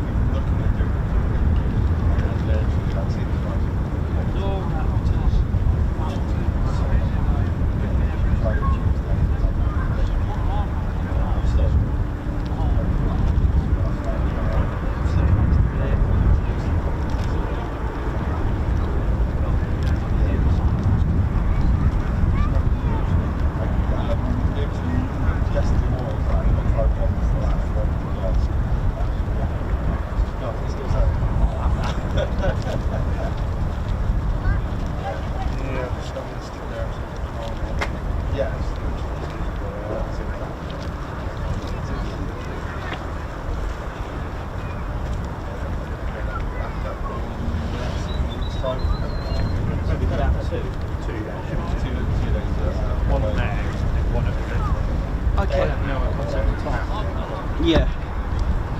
How we doing, ladies? Anyway, sorry about that. Just had to. What happened there? I think it was this. It was. Yeah, it went. Yeah. So we should have a C-17 just really quickly. Sorry about that. I had to cut the history. I had to go and have a quick cup of coffee. Then get a photo of the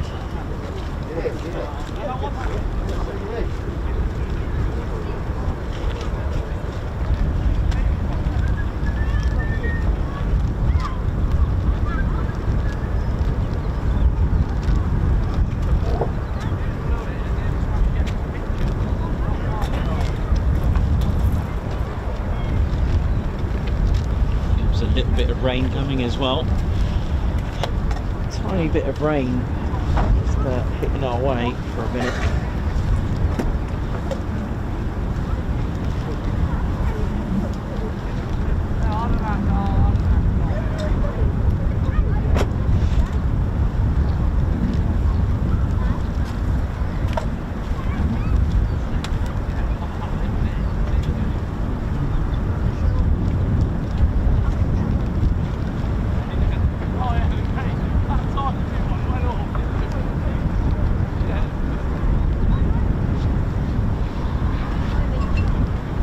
a little bit of rain. So yes, 1952, moving to Chaumont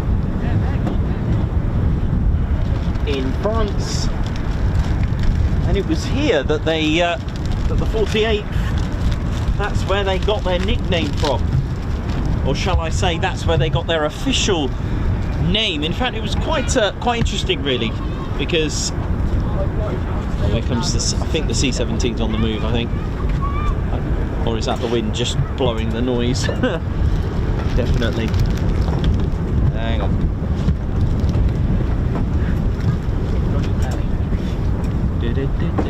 So yes, F-84, and then in 1953 officially forming the Sky Blazers, and then they moved on to another legendary aircraft. Now you'll see, I'll show you the differences as well in just a second. Let me show you a little bit of engineering.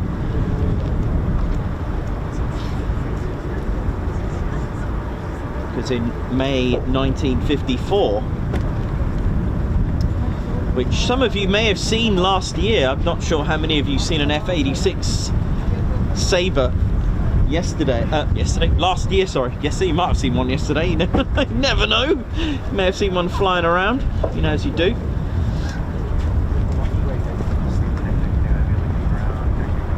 Yeah, here we go.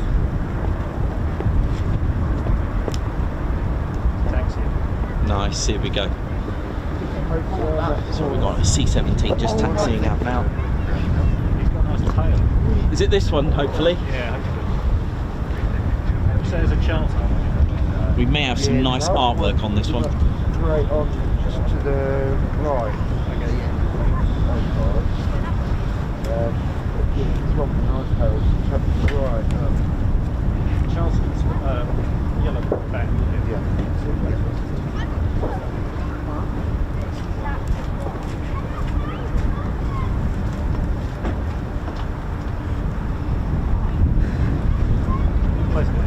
I'm getting fed up now.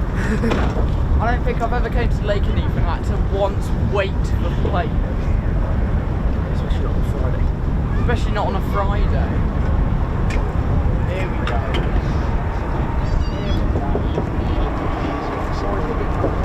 Yes, sir. Always moving.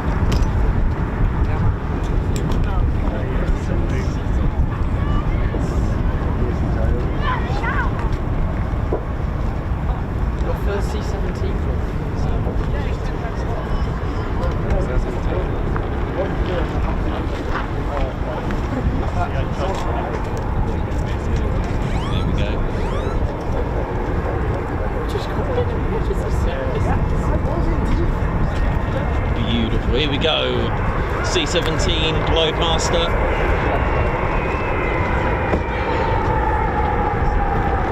Just giving us a show of both sides. Powered by Pratt & Whitney's legendary F-117 engines. And the amount of power is literally similar to having 4 Typhoons moving it. 4 Typhoons. And that's 40,400 pounds of thrust on each. So only a couple of £100 more added to each engine with the Typhoon added to it. Amazing, isn't it? So it's just on its way now, taxiing now. Oh, finally our first movement of the day, and the car park has erupted.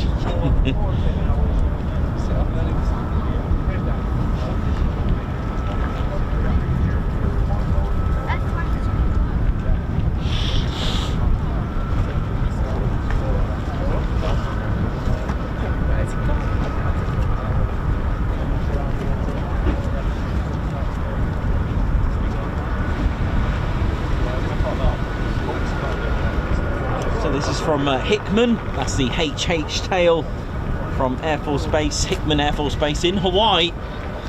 Here we go. Listen to the, oh, it sounds good.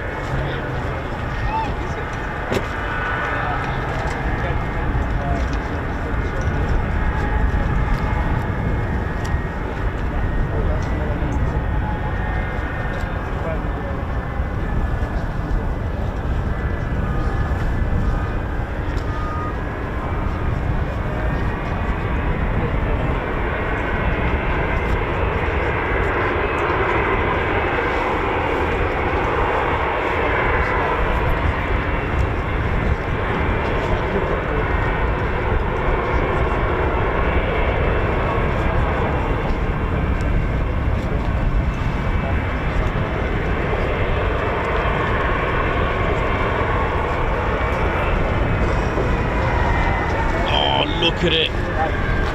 Over 77,000 kilos of salmon you can take in that. Oh yeah.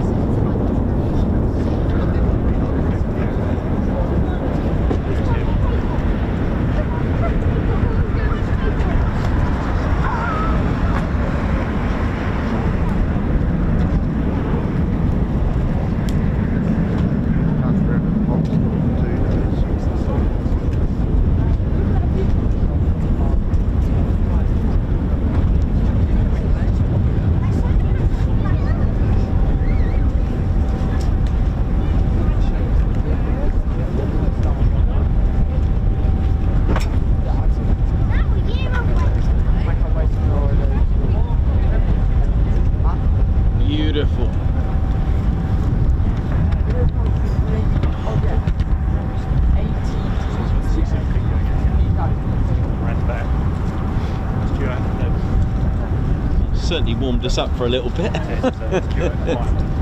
I know you want to cut mine, so I'll take it. I just know you want to cut mine. I just know you do.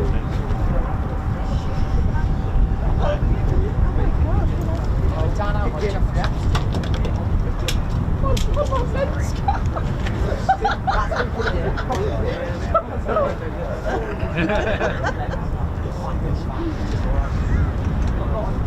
He's got 6 under, he's got longer than And there you go, everyone. That's the only thing for the next 8 hours.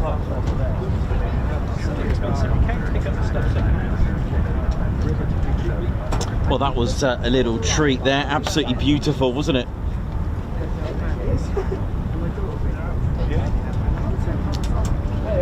Go second hand. Start second hand.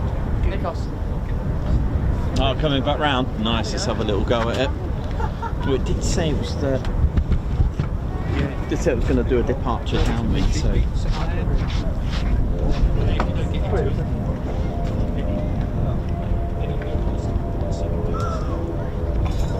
Oh yeah, get your camera round. Well done. Don't worry about me. No, it's a bit later.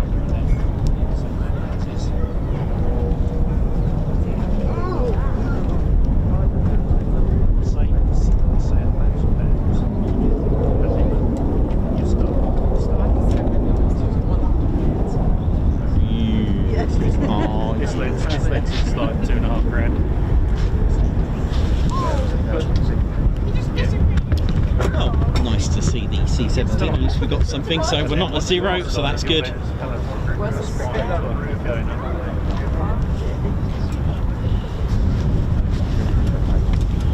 Mac looks great.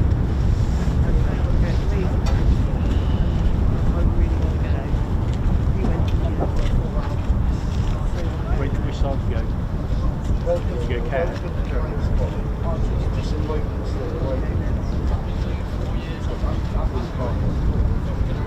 Really steep slope. This side. Beautiful.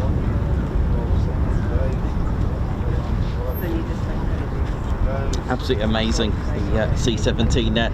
So yeah, capacity of 170,900 pounds or 77,519 kilos of cargo. Can fit the 18 of those 463 litre master pallets.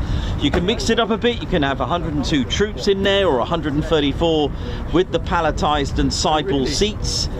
54 troops with sidewall seats. It allows 13 cargo pallets as well. You could even stick an M1 Abrams tank in there. You can even have 2 Bradley armoured vehicles or even 3 of the Striker armoured vehicles as well. It's got a length of 174 feet, that's 53 metres.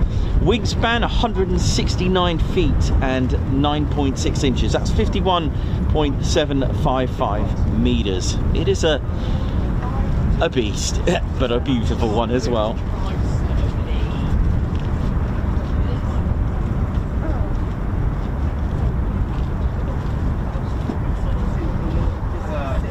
So we spoke about the F-84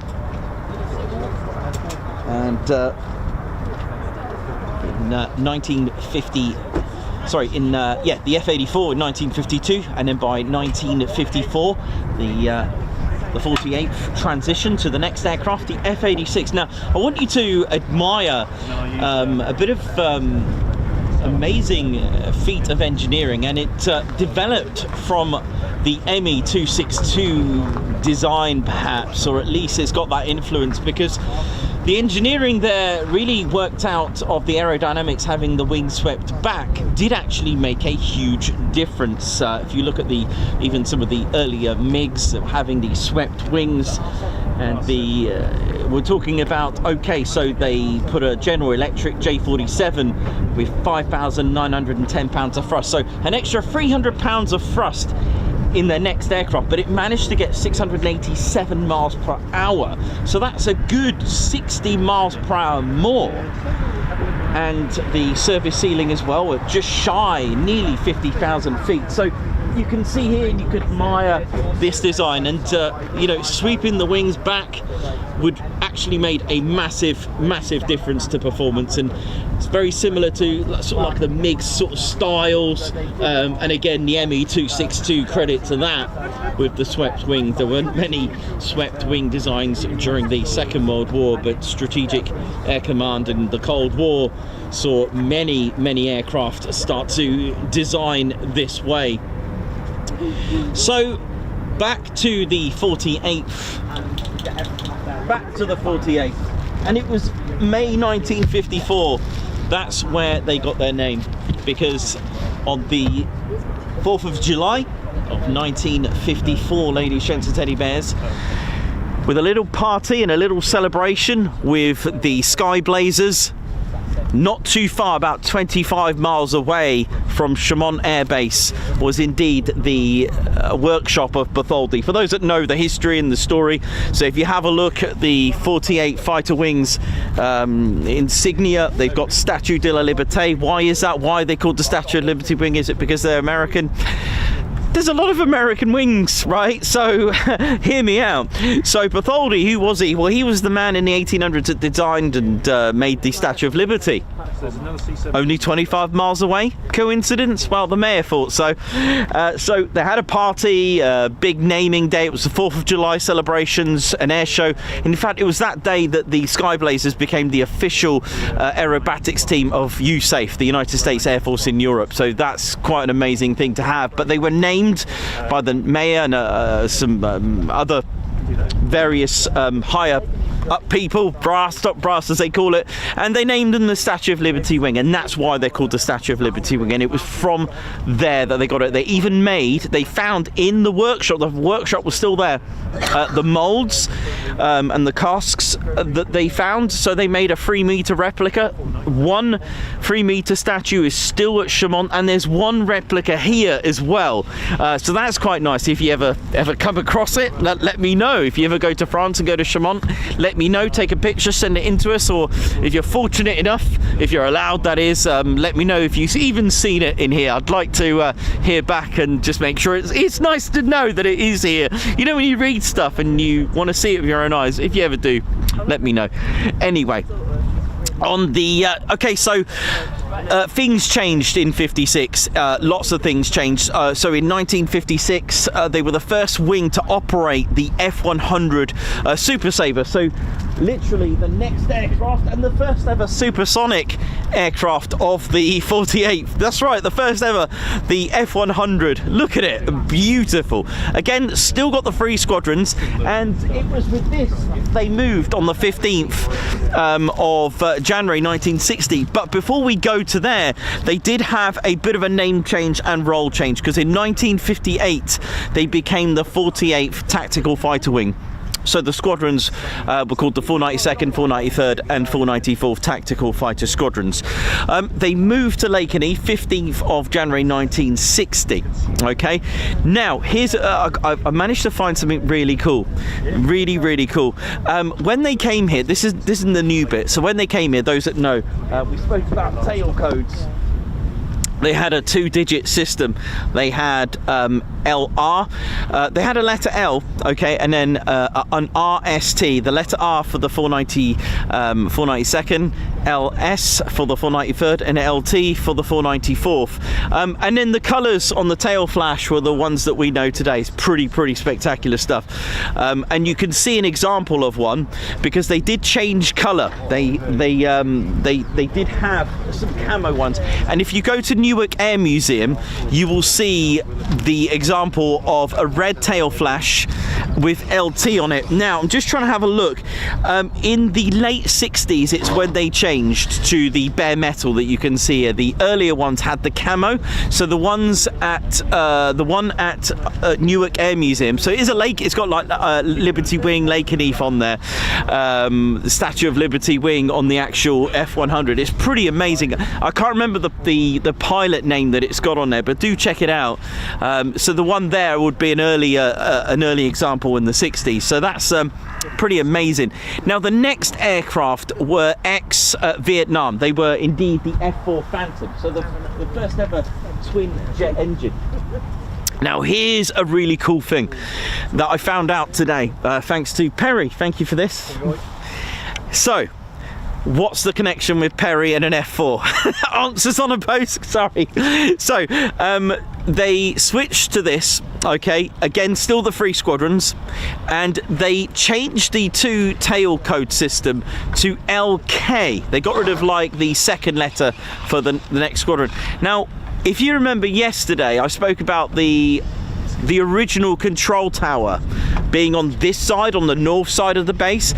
If you have a look at Google Maps, it's got LK written on it. How cool is that? I mean, that's awesome. It's the original. I would have thought though, and I think I know why they used LK. I've got a feeling that was the World War II. Actually, Perry, I think LK was probably the original World War II one then. Possibly, yeah. That's what I'm thinking, because the RAF did have a what's the word I'm looking for? An airfield code system as well. They didn't have the ICAO code, but they did have an airfield code. I've got a feeling that may be why they changed it to LK.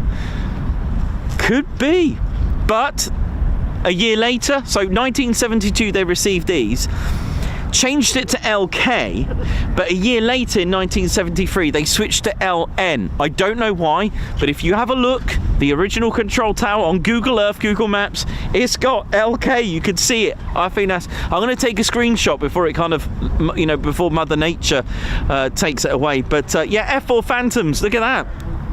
And they only operated these for just 5 years, because the next aircraft was, to me, a bit of a legacy for Lakenheath, a real legacy. I know there's a lot of fans of the F4 Phantoms, and especially with our Royal Air Force. I've got a lovely photo of one of these, not mine, going over Weston-super-Mare. Really cool, really cool. Back in the days where it looked a bit blue. Oh dear. It's Luke. Huh? I thought it might clash with Luke. Luke is LF. So yeah, I'm gonna have to do some digging. I'm going to do some digging, because I keep forgetting the RAF did actually have a airfield system for letters. I keep forgetting that. Like Metheringham had MH, I think, on there, or something, if I remember. Yeah, they didn't have ICAO codes, but they did have a 2-letter system. That's really interesting.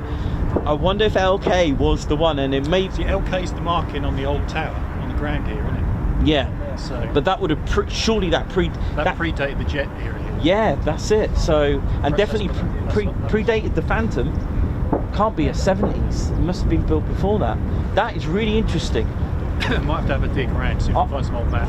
Yeah, so LK. So maybe that's why they switched it, thinking, oh, hang on, there wasn't. But then why did they?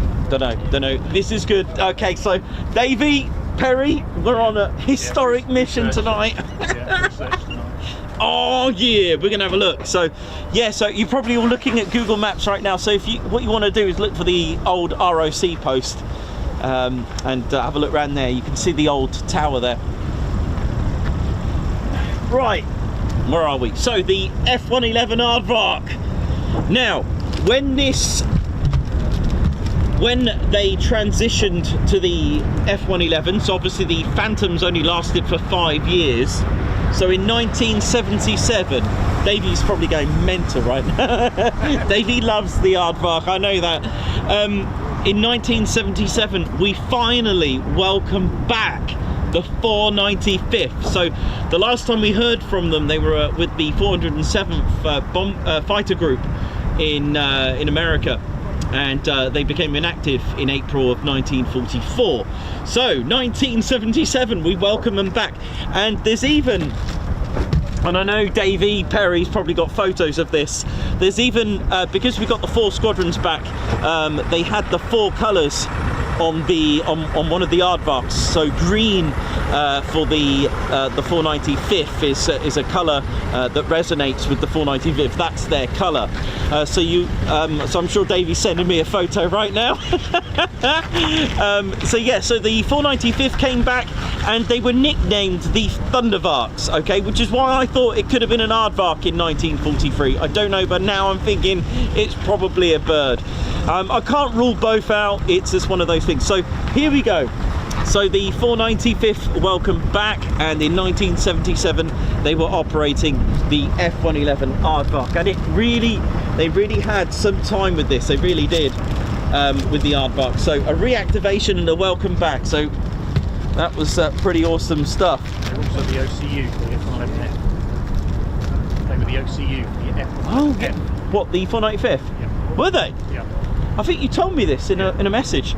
And okay, that's really good to know. So the 495th, so Perry's telling me that the 495th was functioning as the OCU for the F-111 aardvark here, right? Yeah, yeah, because it was the F variant. So anyone moving up from the E or the D variant needed to have training, because it's the systems are different. My phone's going mental. It's probably photos.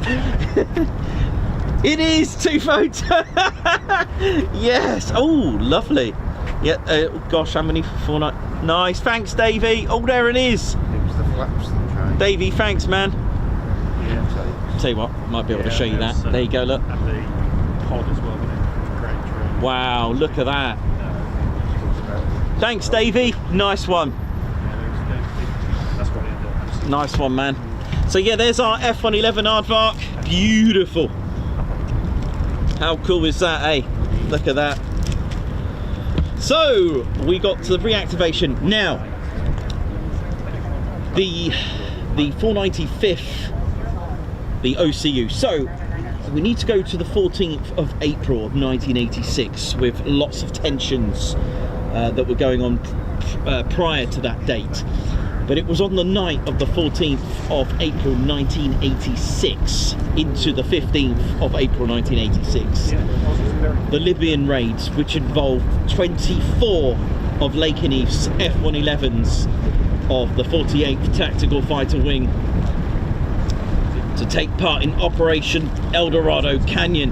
It was a 14-hour flight, and this was all because of flight restrictions, along with Spark Varks, EF-111s from Upper Hayford, KC-10s, KC-135s, and also the US Navy wanted to be integrated into this. In fact, there was a bit of a who's doing what.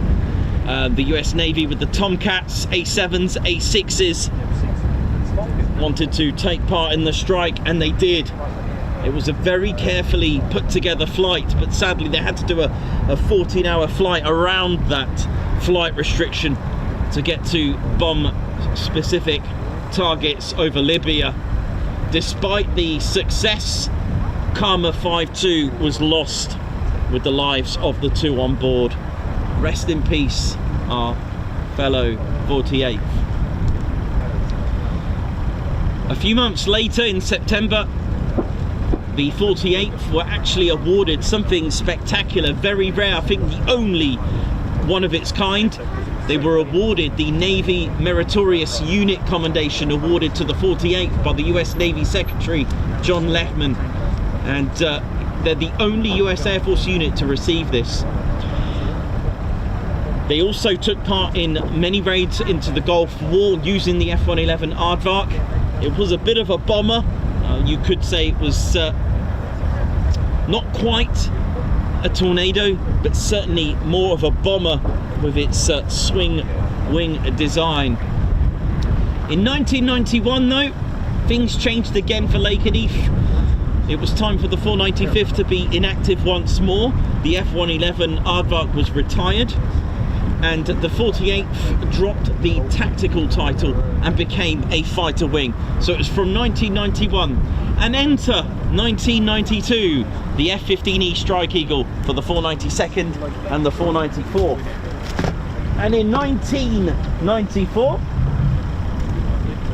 a little bit retro, the 492nd were reactivated again with the F-15Cs. Here we are, look at this. The legendary F-15C model in 1994, and it, again, just the 3 squadrons, just the 3 at the time again, and Well, we had to wait quite a bit of a time for the 495th to come back again. In fact, 3 decades.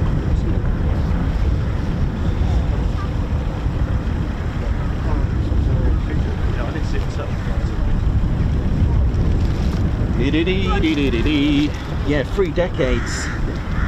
And on the 24th of March of 1999, Lakenheath's 493rd, the Grim Reapers with their F-15 Cs and Ds, took part in Operation Allied Force. There were strikes against Serbian targets, and in 72 hours they claimed 4 aerial victories. They became the 493rd Expeditionary Fighter Squadron, Knife 1-3, Edge 6-1, both getting MiG-29s, but Dirk 2-1 with this very, very aircraft. 2 kills with, and you can see the markings there of a flag with no country. So it looks like the wrong flag there, and that's why they deliberately put that on. This was the 10156, the black and gold of the Grim Reapers. Amazing. And a big thank you to our good friend Jay from Rolls-Royce for this. Thank you very much. We've had one movement. It was a Hawaiian one. And then finally, after 30 years of being inactive, making history, 15th of December 2021, the 495th reactivated, bringing this, the F-35A, ladies, gents and teddy bears. Now, I'll tell you what, I always forget this, but in 2006 there were helicopters here. I keep forgetting the 56th Rescue Squadron with the HH-60 Hayhawks, for those that remember them. And they were joined in 2015 by the 57th Rescue Squadron. But they both moved to Aviano. That's where they are at the moment. That was in... Oh, thank you. I will need that. Yeah, cheers, man. So yeah, let's not forget the H860s as well. Hello. So there you go, just a little bit of a brief history. Can just be it's cold. So we may get another, let's have a look. Okay, we may get another C-17. We may not, but we'll keep going. And I'm just keeping mindful of the rain. I'm going to give myself 20 minutes before that rain comes, if the radar, where the radar's accurate, and I'll get out of here.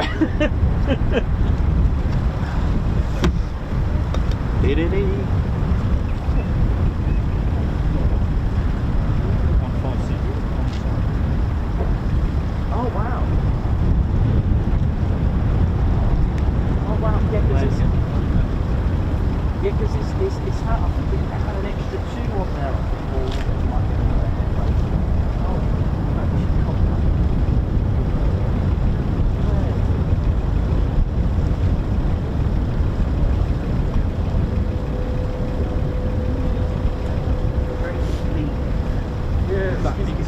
Yeah, if that's the right word. Very bleak, like the Vintage Gym was a pretty nice.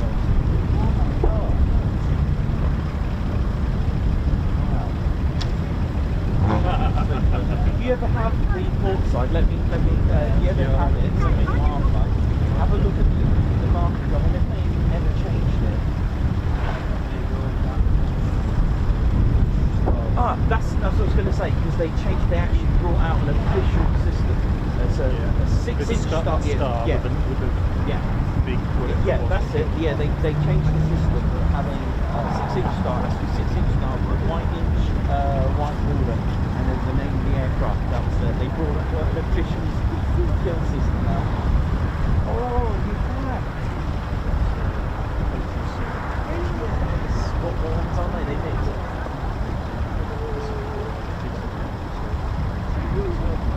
Brilliant. I love that. I love this mark.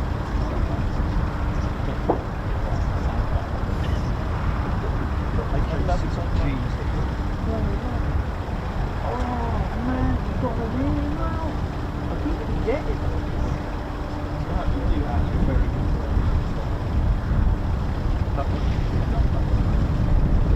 Oh yes. Wow. thermals because Yeah, I do you actually. look like you've stepped on a bit. Yeah. Yeah, Yeah, I know. Oh, I know.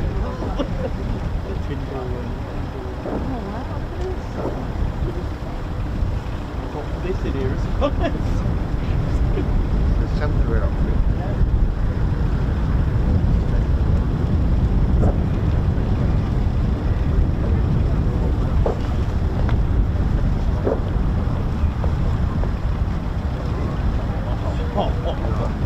My bucket list. Yeah, me too, man. They got to be on the 10 channel. They got to be. Even if fly past, that'll do. They come back this way when they come back.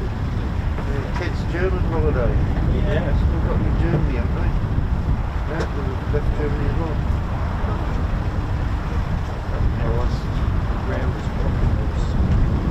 They came to bloody Morana. Yeah. You'd be lucky to see it here in this country. You need bad weather in southern Europe. Yeah, it's like when I went to Mildenhall, there was bad weather at Southport, is it? And all the Red Arrows had to come into Mildenhall. I was like, oh, hello. Yeah, sometimes it can work for you, the weather. When there was bad weather here and those F-35 sent all over the hill. Yeah, that's that was the day you had to get off your roof and then the lightning was... Yeah, do you remember that? Yeah. There was one time the lightning cut the stream out. I was like, what? That was when the aviation... Yeah, that's it. 16. I had to get out. Yeah. Obviously, been up on a roof and there's lightning. It's always best to depart. Oh.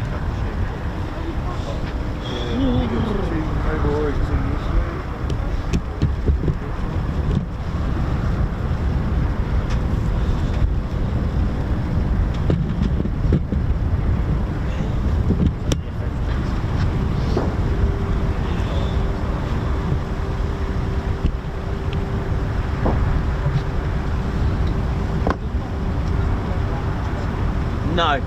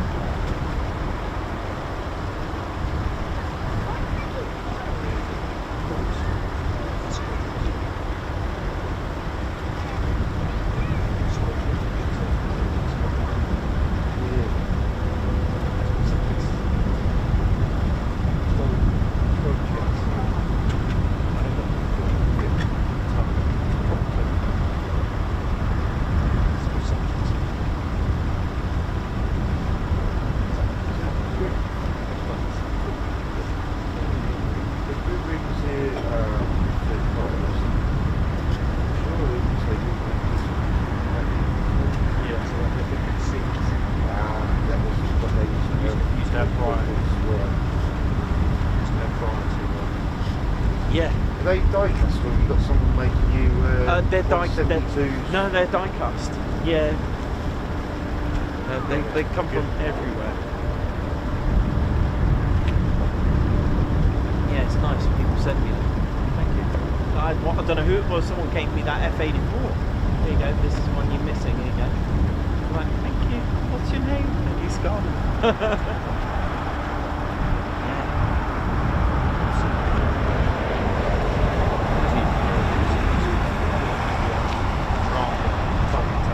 Oh, right. Is that what? Oh, okay. Ah.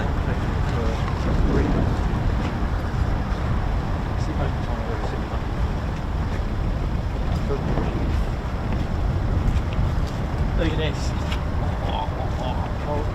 Have you? Yeah.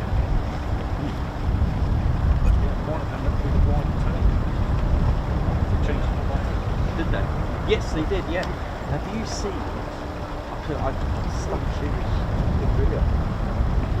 Which one? Oh, right, yeah.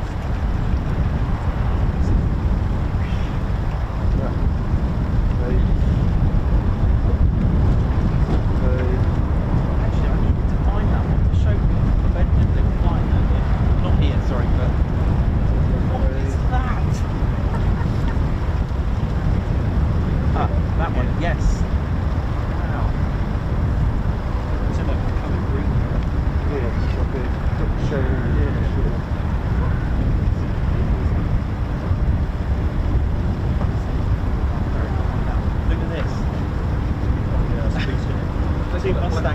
together.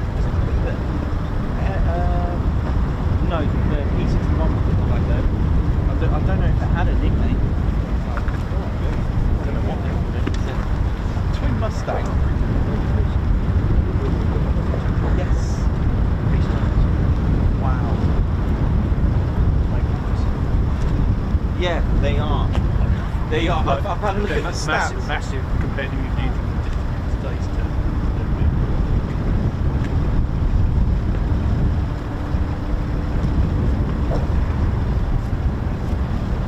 One's still alive, just. Well, that's all right.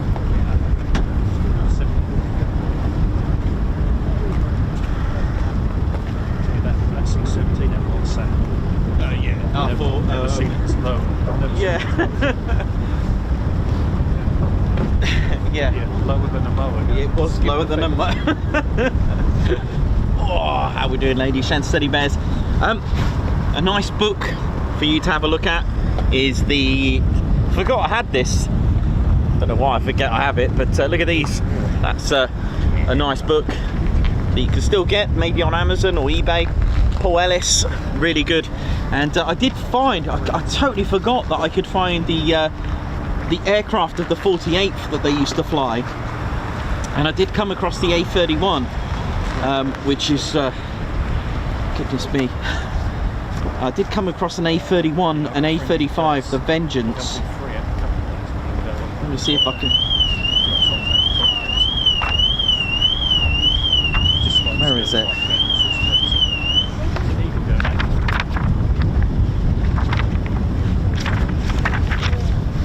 If I can find it. There's an aircraft that used to fly as well, a P-39. They used to fly that, and of course the P-40. Actually, I do have a P-40. I forgot to show you that. It's the one that I keep breaking the. What's going on here?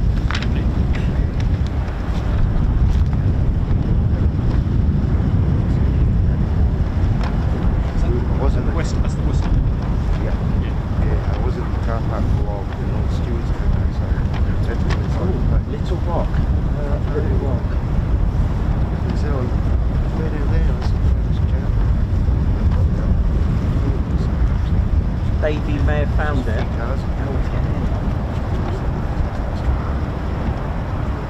Yeah, they try their best to sit nothing down so you can basically. Davey said about Little Rock.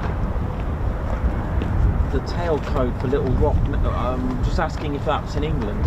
It's not one I'm familiar with here. Little Rock's in the States used to be Hercules, didn't it? Ah, and Davey seems to think that could have been LK, Ah, okay. and that might be why. Davey's just having a look for me. I knew the three of us between us would find it. That was cool. He's done it. I'm sure Little Rock had C-130s.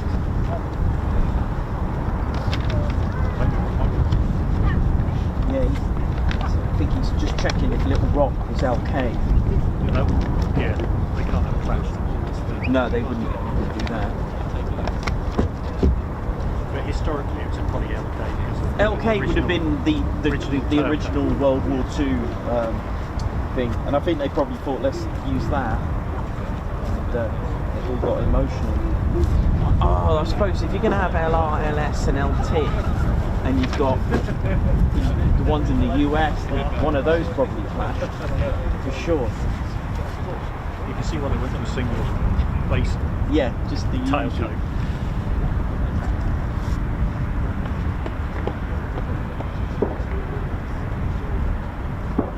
Found it. Here we go. A-31 Vengeance.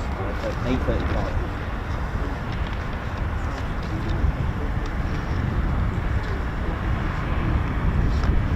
How we're doing, ladies, showing steady base. Again, from the book, managed to find the another aircraft that the 48th were training in, the A-31 and the A-35 Vengeance. There it is. And this, look at it. Brilliant, isn't it? Look at that. Absolutely brilliant. There you go. So a really good book, recommended book by Paul Ellis, 60 years in pictures.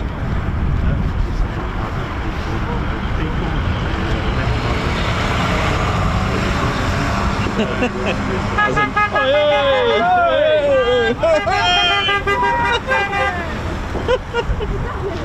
there you go. We'll class that as the second movement of the day, shall we? That one? Worth it. Alright. Oh, I think is that blocking the road? It looks it from here, but it's probably not. So, I thought that vehicle was blocking the road. It looks it. Yeah, he's just pulled slightly onto the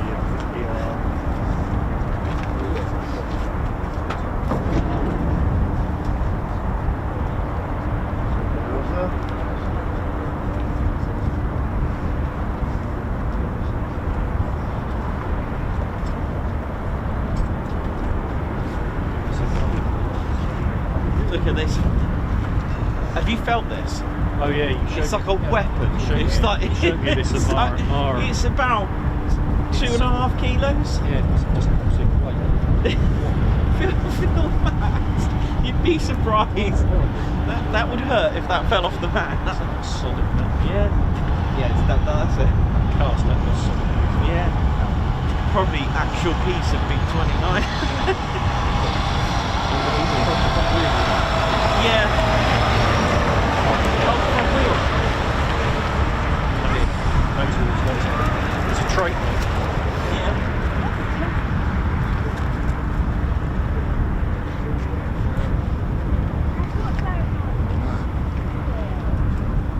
Yeah, no, I don't have the front wheel. Here's one you might like. What about this one? Thought you might like that. As well. Yeah.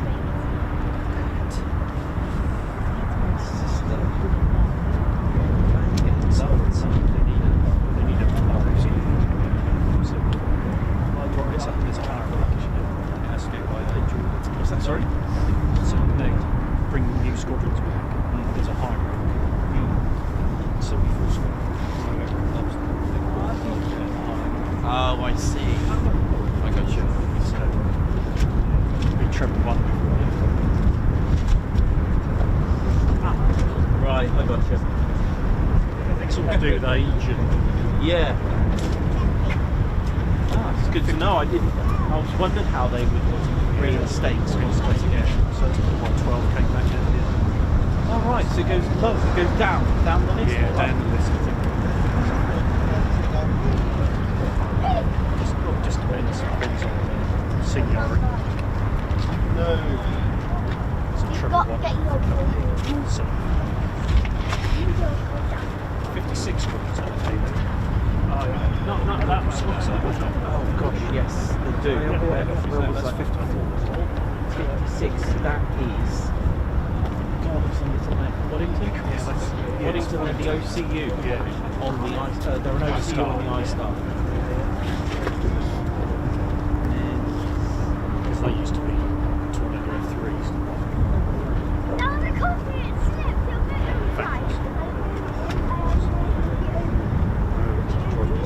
News and see the tail end. Phantoms at watch.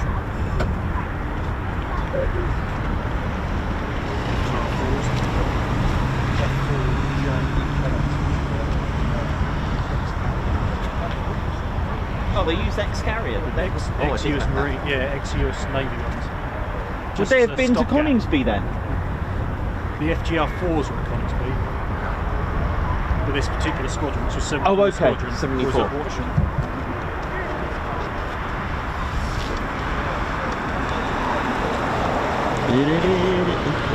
My messaging by accident.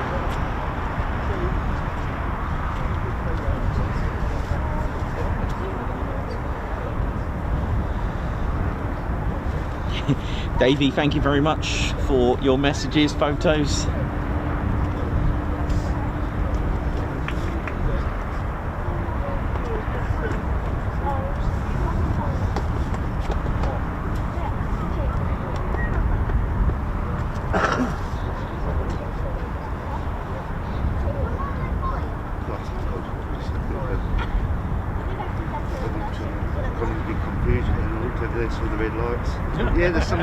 No, they're just traffic lights.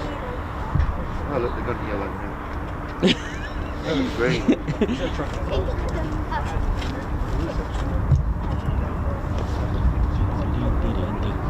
Just going to have a quick look at the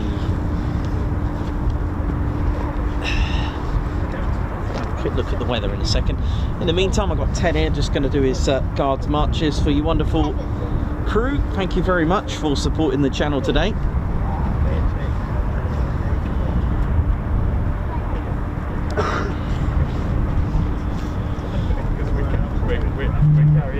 And, thank you very much to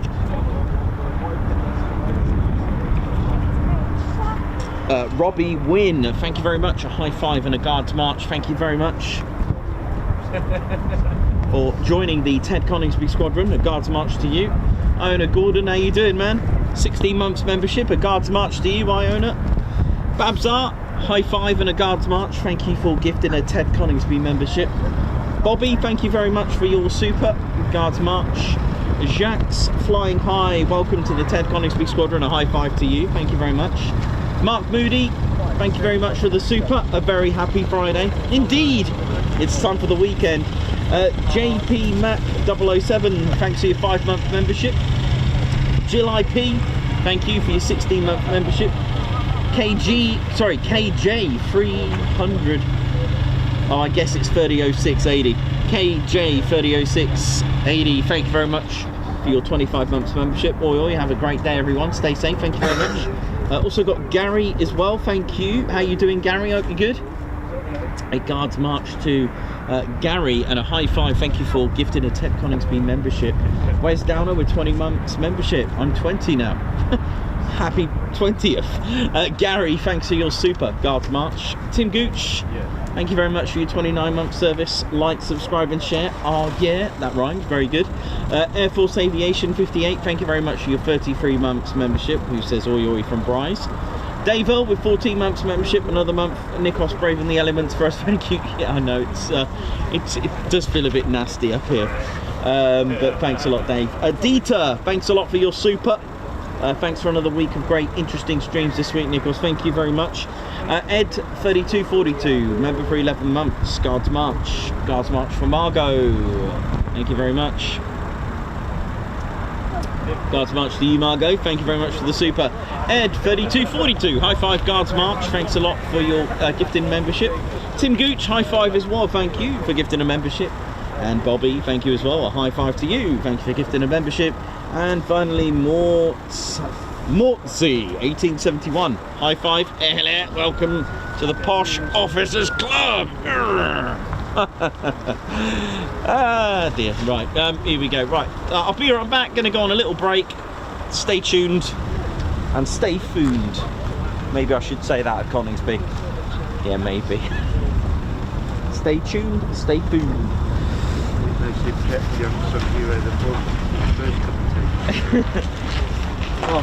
Oh yes, your cup of tea. You did get me. Sorry.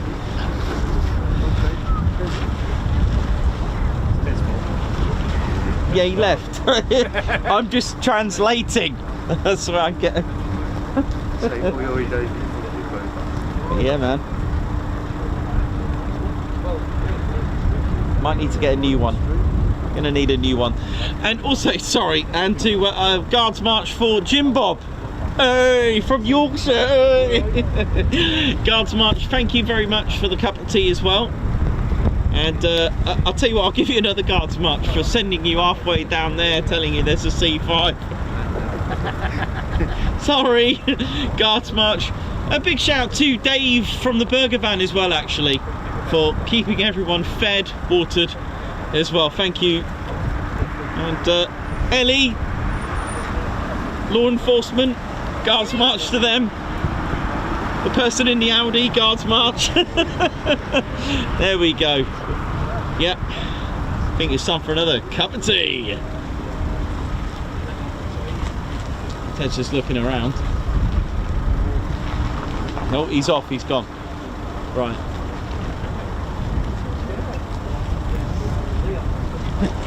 Need to buy Ted a new flag. It's I think they're made to be used once at some sort of do. I don't think they're expecting 3 years worth of taking weather conditions. Oh.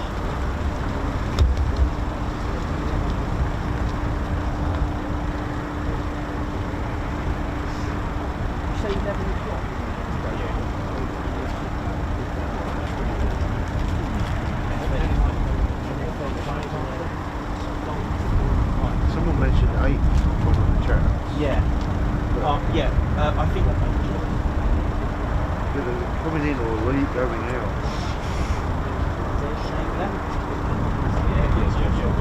Yeah, there is. It's 18. Yeah. Everyone forgets about the wind.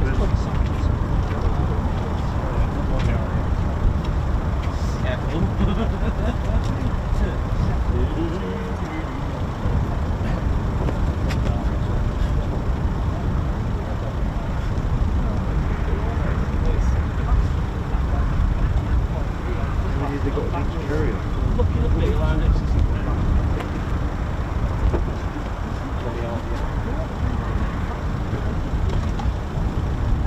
They can do a full.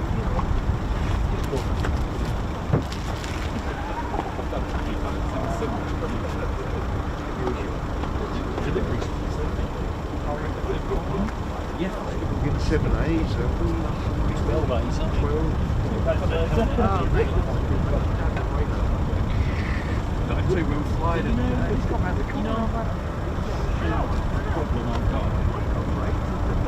Sounds bad, doesn't it?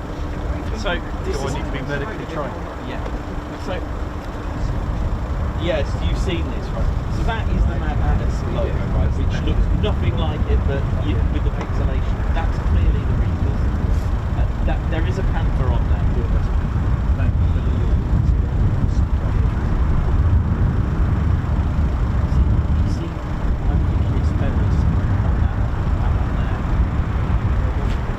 I thought it was an aardvark because of the snout.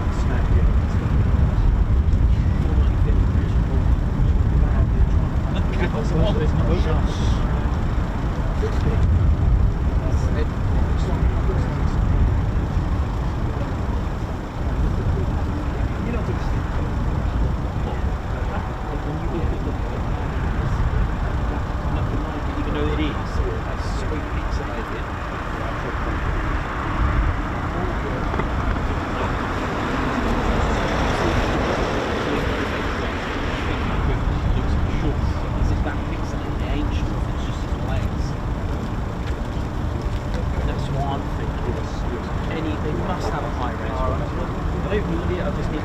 It is, I don't get it. Need to know what it is. I think that'll be the best bet. I'm just bugging now because it's got to that point. I'm going with the bird. It's got a picture. Yeah. I'm going with the bird. I think those. It's holding a bomb. And it's.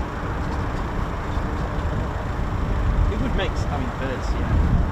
I thought it was an aardvark because it looks like it's got a snout. But why?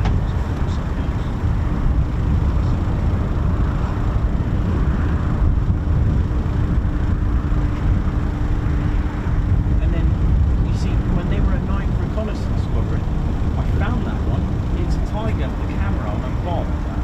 Okay, that makes sense. Yeah. Camera, I get that. I found that one, so I think they may have been the flying cats or the flying tigers. That one I found. Bizarrely, that was even old. I did find it. Yeah, I've been trying to find that picture. Like a sharp version of that. Is it possible? Yeah, without AI. Yeah, I can't. Comes up with simple racing. Buildings. There you go. Yeah. I'll get out your way, you can have a look. Yeah, maybe. Yeah. Yeah. So half bird, half. Yeah. Oh right. Lion.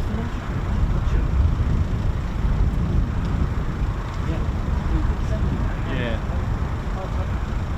I won't decline it because you just don't. It's Just so don't know. So, pixelated. yeah, it's not the greatest Can't picture. really- Yeah. It's definitely not a tiger. I don't rule that bad creature. It's definitely not an It elephant. just looks like half bird, half something else. Yeah. Griffins. Dragons? Is that a dragon?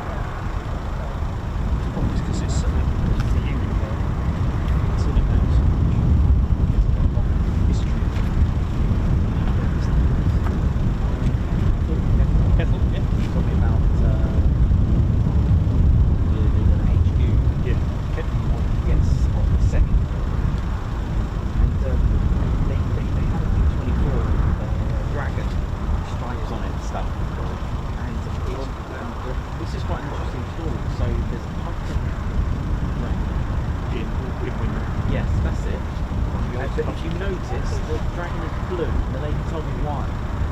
It's blue, not green. They're called green dragons. The paint they used, the next day it turned blue. It was green paint, but it turned blue, and they just kept it like that because they were quite superstitious in the Second World War that they thought this could be an omen, so don't touch it. Those ones that they with the formation tanks, the plate matters to go up, they also formate. Right, okay. I'll leave them on there.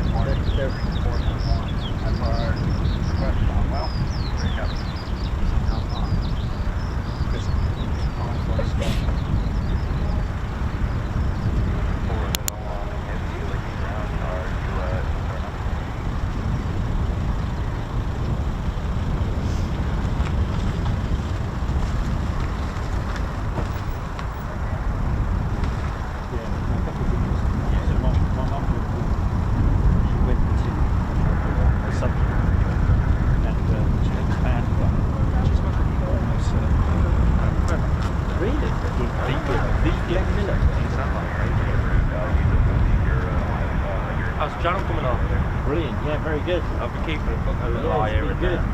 I thought I'm going to catch up to him one day. You just rocked it off. The last time we spoke, you were just tipping over the 100,000.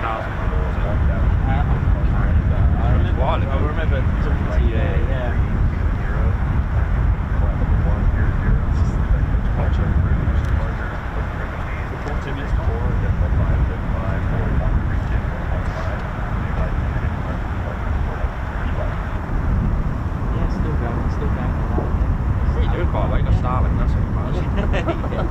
It's good though, isn't it? We use it when we go on holidays. Same as me, I went up to the Arctic and drove up there, straight in. It was so accurate, it's unreal. Super across the border, except the terms and conditions. It's really good.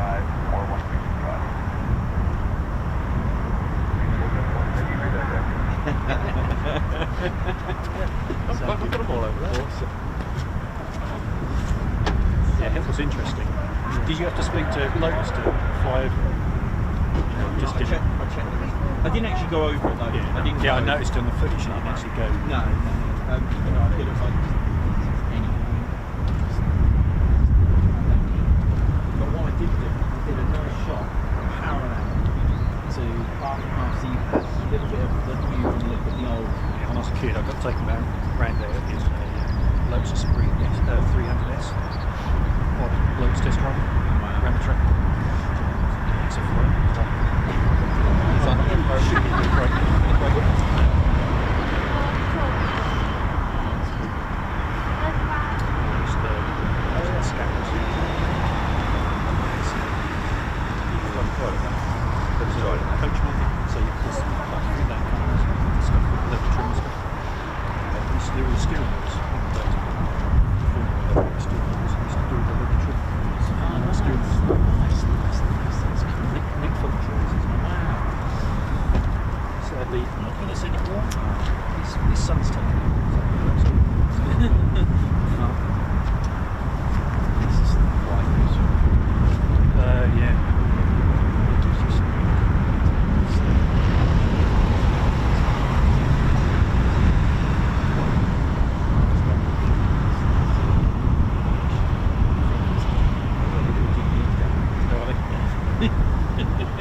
Oh, that's where they're close to. It could be. It's immoral. Coningsby issue, isn't it? Because of the works they're doing. Which is why I took off taxi.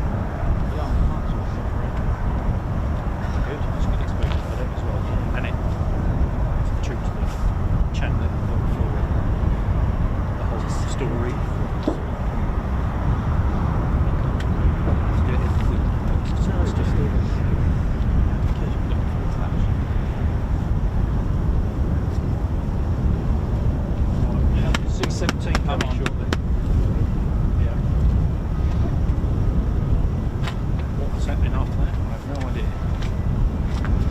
Just need engines to start.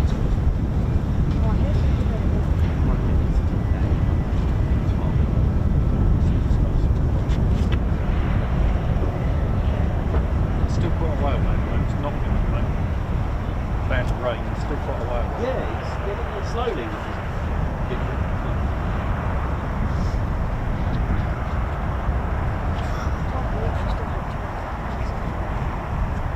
Yeah. But you can see them. You can see them. They're not dark, so they're just lights, I think. Oh.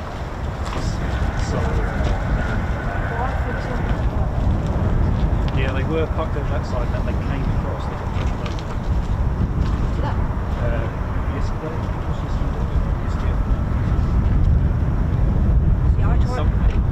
I feel like I keep hearing an X. Oh yeah, you're right. Yeah, I keep forgetting.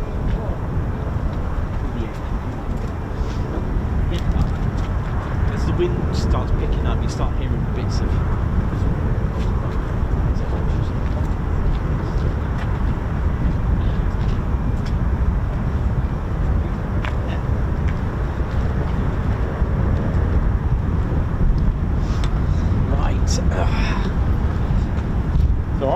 How are we doing, ladies and teddy bears? So, not the busiest of days, but we've all had fun. We hopefully may get a C-17, we don't know just yet, but hopefully, fingers crossed, we can hear the APU running, which is giving us a bit of hope. Nothing on the main training side of things from the, I think, from our F-35s. Big shout out to the RAPCON, the radar approach control. At Lakenheath Tower. Yeah. What was possible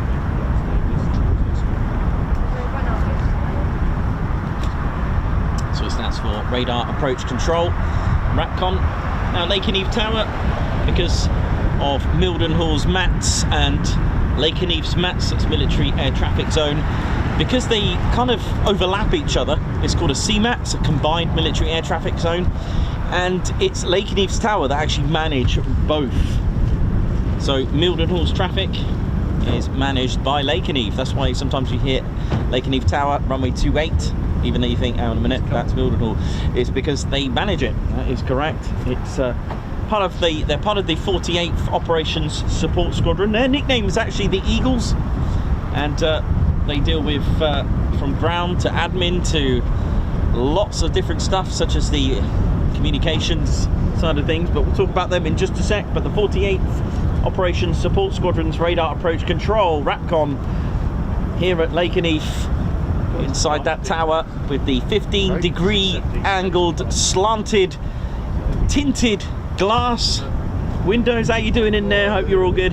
And they basically support the aircraft literally from the ground to 20,000 feet in a radius of 60 nautical miles. And RAPCON, they employ radar technology. They manage the designated airspace and CMATs, coordinating with not just their own aircraft, of course, host nations, command in the and other control agencies across the East Anglia region.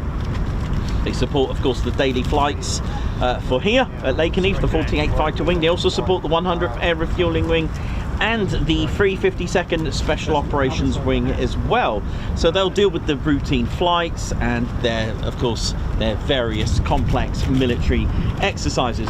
So here they have what's called an assist controller and an approach controller. So the approach controller, they're the ones talking to the aircraft. That's and also the assist controller, they're the ones that write down the altitude and the course of flight. So there is a collaboration as well with within the RAPCON team, and of course that collaboration is absolutely crucial. They prevent aircraft heading towards each other as well, but they may not know, particularly during adverse weather conditions, to support the pilots to land safely, prevent any conflicts as well, and they basically facilitate a safe entry and exit from designated airspace. They'll assist with also PFOs, practice approaches and other fighter maneuvers in the area, so they may need to do some general handling in the area, that kind of thing as well.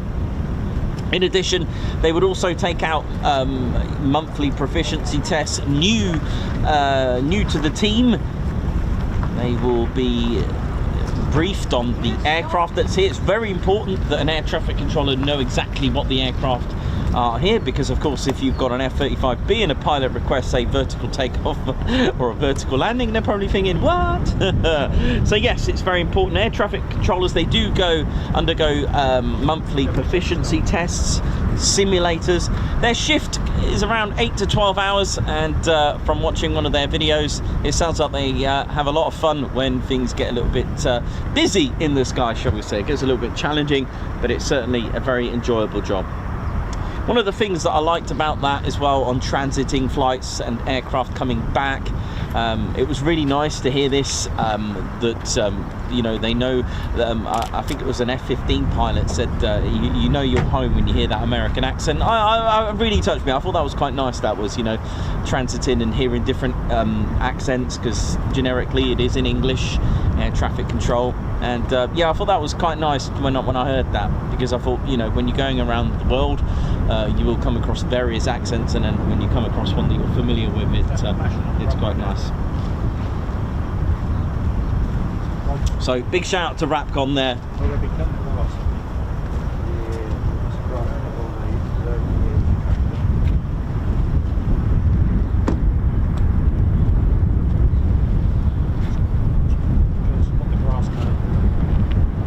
Come on.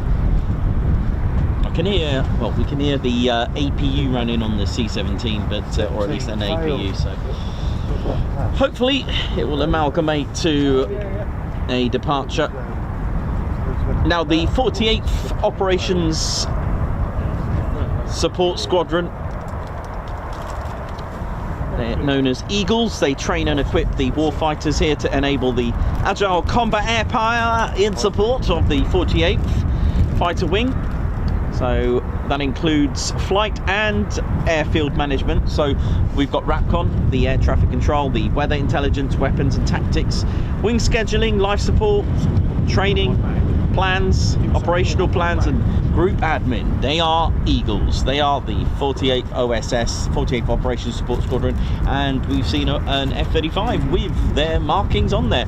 So the flying component is of the 48th Fighter Wing, because it involves a broad spectrum. They've even got the, don't forget, the 48th Civil Engineers Squadron as well. The that's another part of it. You've also got the fighter generation squadrons, but the flying component is actually the 48th Operations Group. Okay, so the wing has all these various units inside there, but the flying part is the Operations Group, the 48th, and then inside the Operations Group, that's where you've got your 4 squadrons basically, and the OSS as well. Are you Ted? Hello. We're watching your live in the car. Oh, cool, there. Nice one. We saw the C-17 as we were driving. Yeah, nice. Cool, thanks for tuning in. It's alright.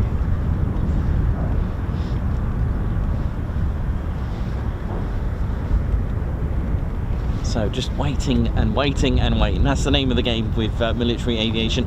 Not many, actually a couple of airfields closed today for training, so this was pretty much our only option as we finish up the week.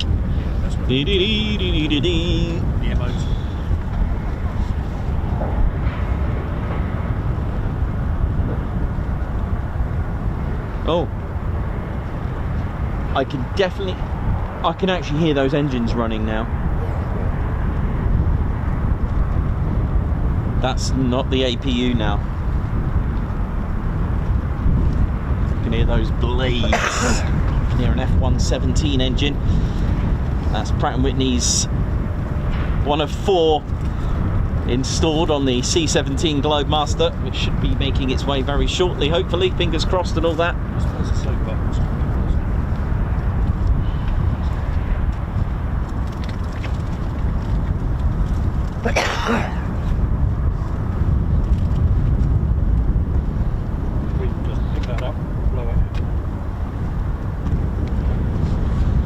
Carlos, so Mildenhall's tower is manned, but they deal with the engine runs and planning of the taxiing and also the sort of like the mission side of things. If they're going on an exercise somewhere or planning to go somewhere, they'll be communicating, but the actual management of the airspace is done here. So there you go.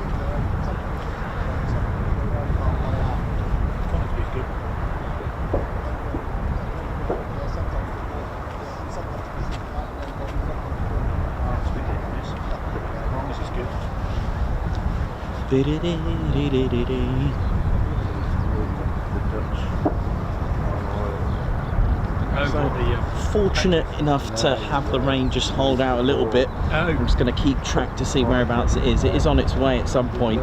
Looks like it's been pushed to 1 o'clock, which is great. Hopefully we'll get a bit of a dry spell before we finish up for the day. It looks like it's on its way. Yeah, I think what I'll need to do is probably finish around 12, unfortunately, just to give myself a bit of time to pack up.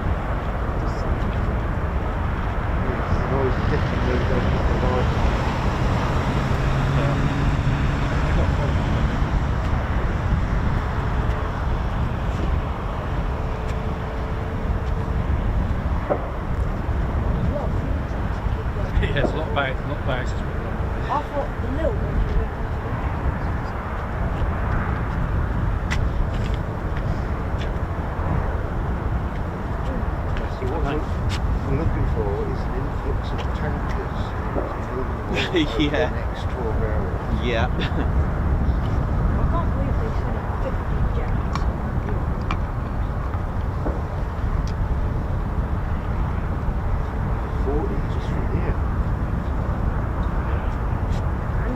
got two now. And there was this very F-35 as well.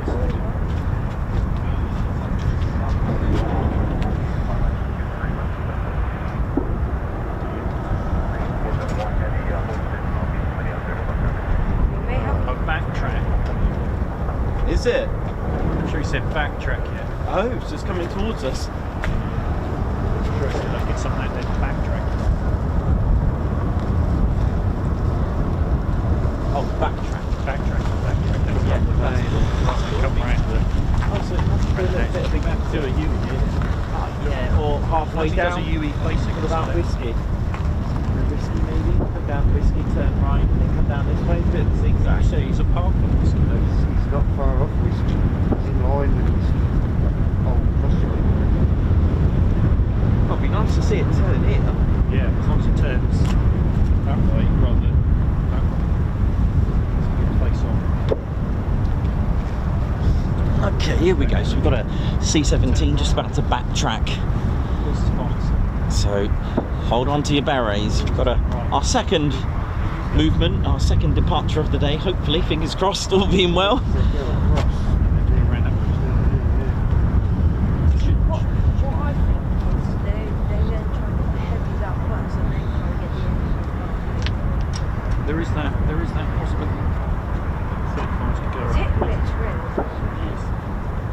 You come here, there's a moment today of being packed, and I'm surprised there's still many people here. Those missions.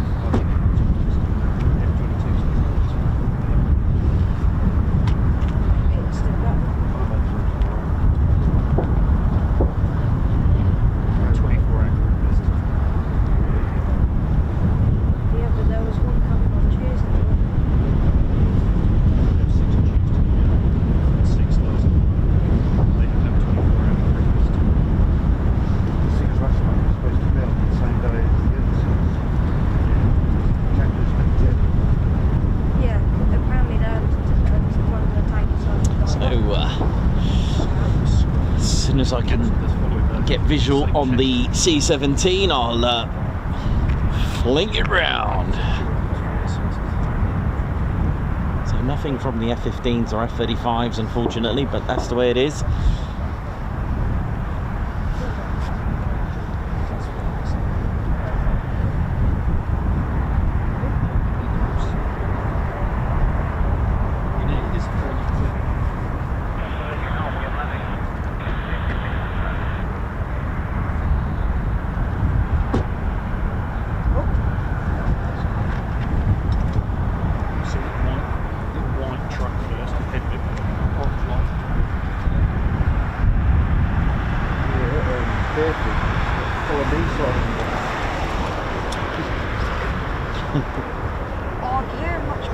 No such luck here. It's not even fun. They got proper follow me's at Mildenhall. They sit on the top. I always make sure to do this. He is coming round November.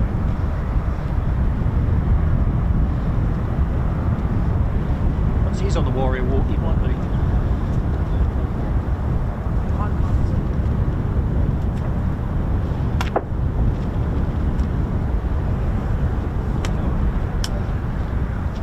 He's definitely quite a way over to the right, so he is.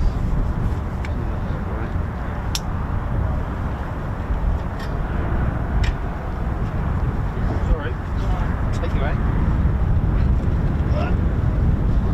How we doing, ladies, gents? Teddy Bears, Noxie, Mayhem Marshy, Battered Purple, Christopher Cart. How we all doing? Hope we're good. Dave Holloway, Foxy Killer, Christopher Cart, Ed, Derek, Alan Burden. How we all doing? Hope we're all good.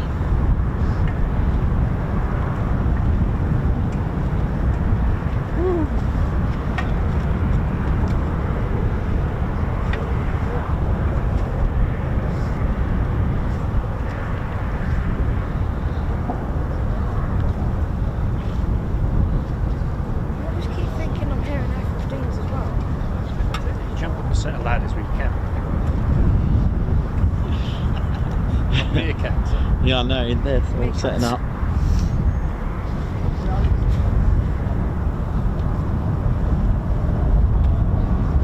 Alex Alex Raven, Simon Watchon, Michael Woodringe, oi oi, Mark Dudley, Nick Banayodi, how you doing? Claire Bear, who's also tuned in, how you doing, Claire Bear?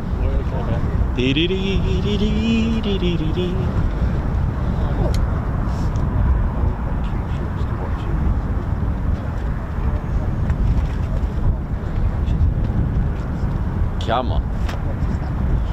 Just waiting for the C-17 to make an appearance. It is moving, you can kind of hear it move, but just waiting for it now. Make sure to tune in. Oh yeah, absolutely, well said, tune in.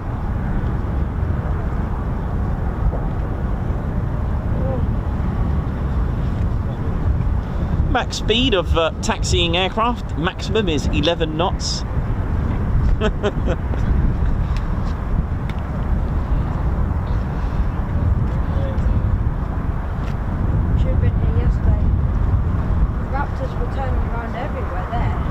Yeah, really?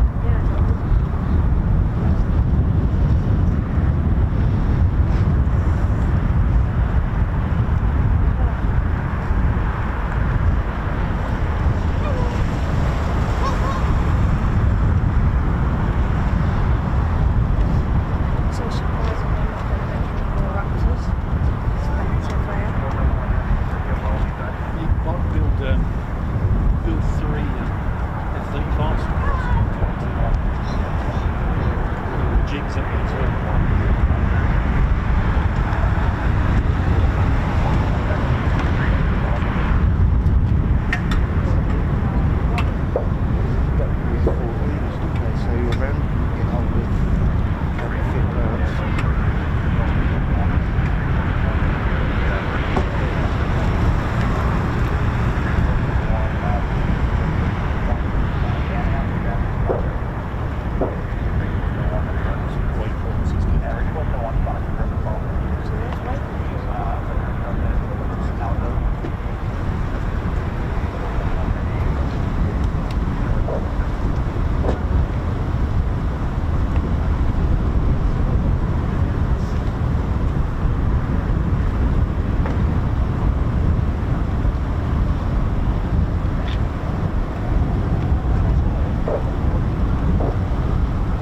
Oh, can hear that. Oh, listen to that massive fan. Oh, I love the C-17 fan. So the C-17 powered by the Pratt & Whitney's F-117. Now, 4 of them, and that's equivalent to having 4 Typhoons. So 2 on each wing, with a little bit more as well added in. 40,400 pounds of thrust. It is amazing.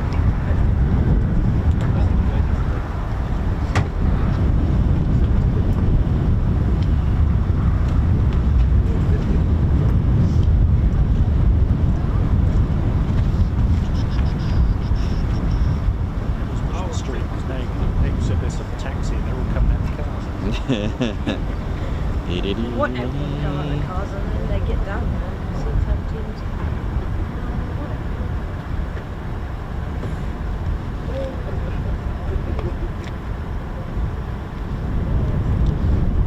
C-17s. C-17's wingspan at 51 metres, 0.75. So, really? That much? Wow. Right, it's not raining.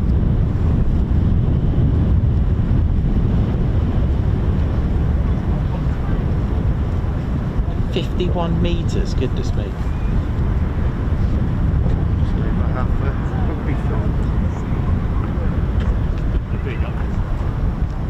It's quite a wingspan, isn't it? 169 feet that is.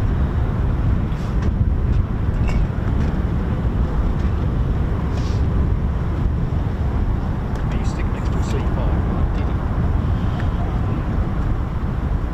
It was also nice to see C-5 near Melbourne.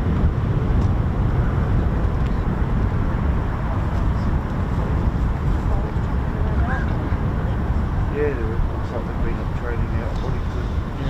So, let's do some maths. So, if you were to stack TED, how many TEDs is the C-17 wingspan if you were to put TED? who can get to the nearest? Let's get TED. So, I'll tell you what I'll do. How many TEDs is the C-17 wingspan? So 51.75 meters. Here's Ted in all his glory there, look at him. How many TEDs, if we were to stack him up, TED after TED after TED? Come on, how many TEDs? Have a guess. Go. How many TEDs?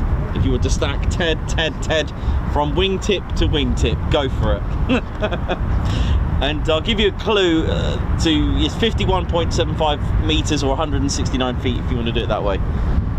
So, so you kind of have to guess his height and then you just do a bit of maths. 120 millimeters. How many? 120 millimeters I was doing. Okay, it's not bad shout, not bad. So how many TEDs? Have a guess. Go on, just a bit of a fun guess. How many feet? 9 It's 169 feet, the wingspan of the I'd say C-17. there's 9 TEDs to a metre. Okay, that's pretty good. That's very good. So times. This is good. I like this. This is good. Yeah, I was thinking of it in feet terms, so there's what? It's about 3 inches. Come on, get your. Oh, there's some good. So we've got quite a few here. Oh, someone's close. Someone's very close on here. What do you reckon? What are you going Do you for? even know the I answer? need a calculator. Go for it. You can use a calculator. It's fine. See, this is where AI won't work because it doesn't know TED. No TEDs, get it? Everyone's going for it. Everyone's doing it. Come on. So 51.75 meters or 169 feet. You can kind of guess Ted's height, although he does look bigger on the screen. So from TED to TED, from 90. 90, Let's say 90 TEDs. 90 TEDs. Oh no, 600, a bit more. a bit more. 676. You've gone 676. He's using Imperial. I'm going Imperial. Someone's pretty much got it spot on. Goodness me. Even the decimal. They must know TED quite well. Wow. Okay. I'm going to tell you, it's higher than 200 and lower than 500. 300. I was going by 4, I think it was 4 inches high. So, final call. Here we go. 400. The answer is, someone's actually got it pretty much spot on, which they've even put some decimals in there. Win a Guards March. They might have to get a Guards March. The answer is 323.43. Oh my god. Half a TED. Half a TED, and someone's actually put 323.5, and that was Elsie. Wow. And what TED measurement are they? 16 centimetres. Yes. I can't give you his waist because he's rude. That's why I never give you his width. That's why it has to be done that way. Oh my god. There's some really good ones, some really good answers here Doesn't actually. count for fur. I hear it. Oh, here we go. Yay! Here we go. Yeah, Ted is 16. So you were close with 12. That was a very good guess. Very good guess. Is that with or without the ray? Without.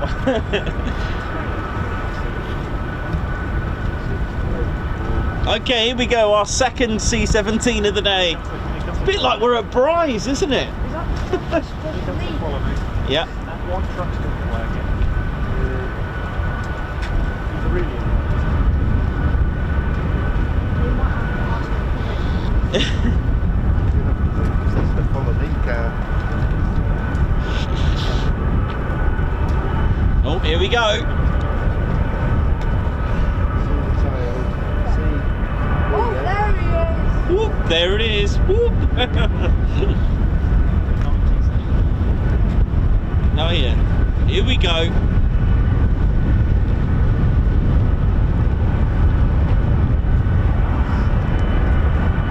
Tuning it out, not.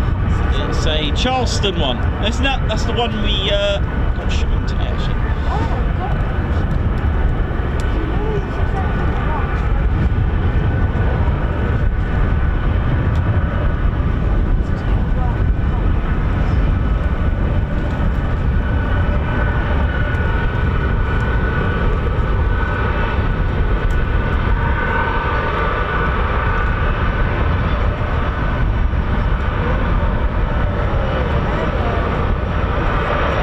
Cool. Right.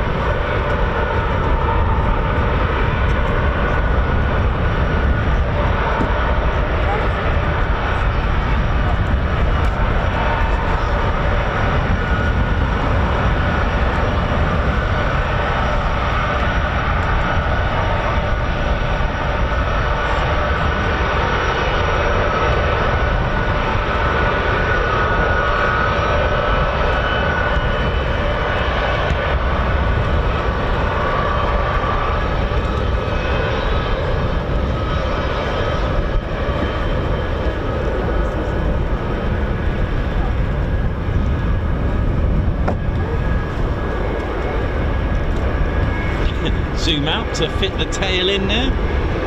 Beautiful.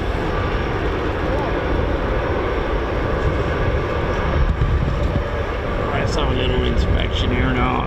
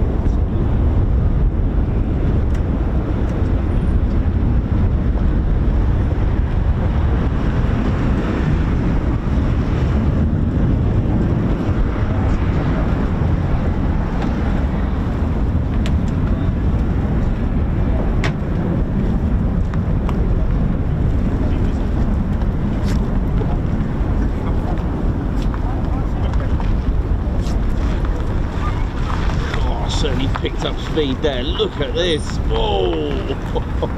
Ooh, yeah.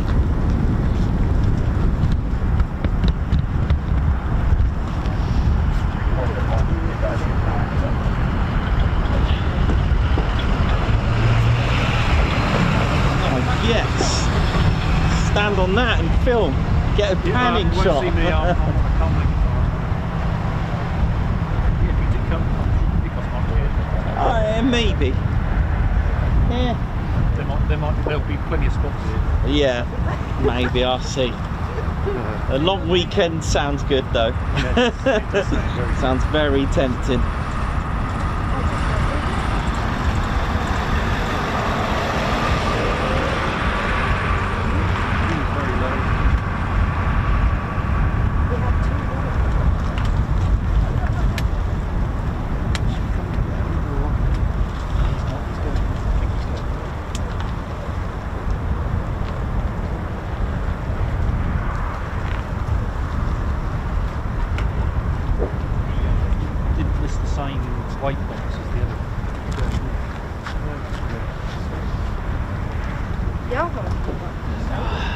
God love the C-17. And if you haven't seen already, do check out, if you just put in, if you go to our channel and put in Elvis C-17, just trust me, put Elvis as in the singer, the legend, and put C-17, C-17, and just have a look at it. Just have a look at it going through the Lake District. Oh yeah. Crazy. Oh yes.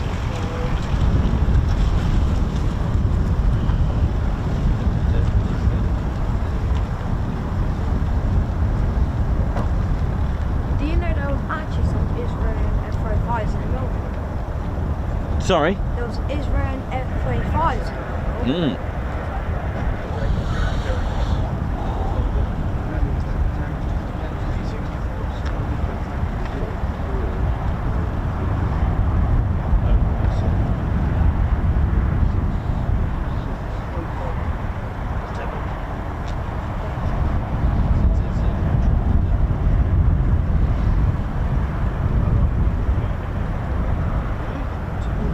Beautiful.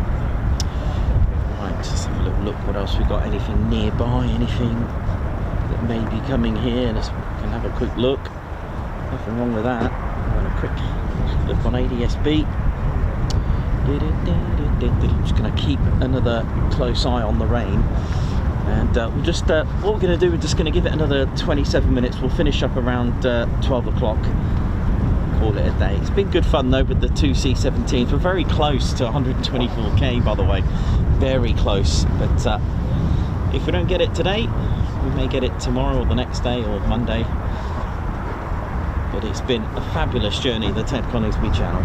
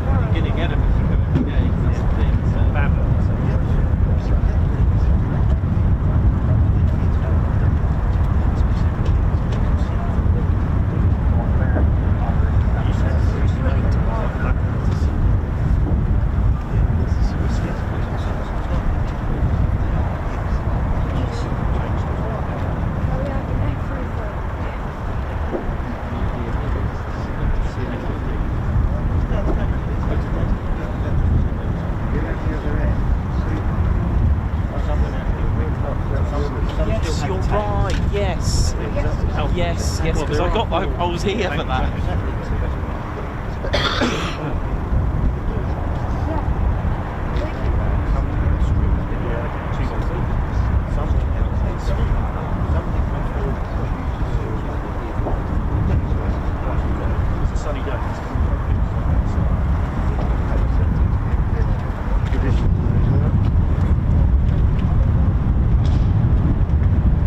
Like and subscribe. I'm liking that. Yeah, there it is. Oh well, it's gone.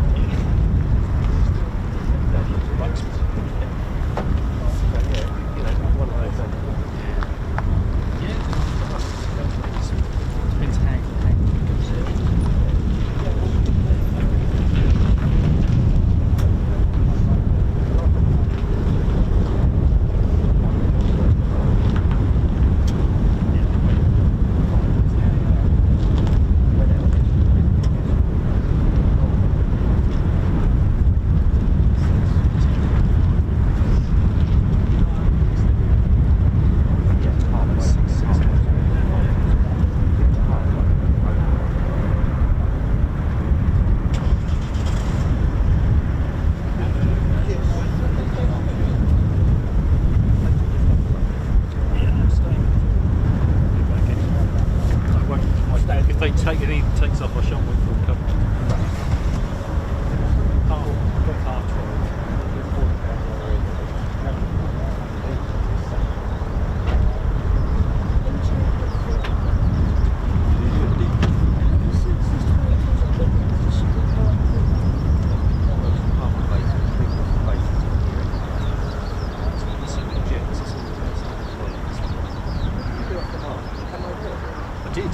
And I caught them all. Over there, weren't you? Yeah.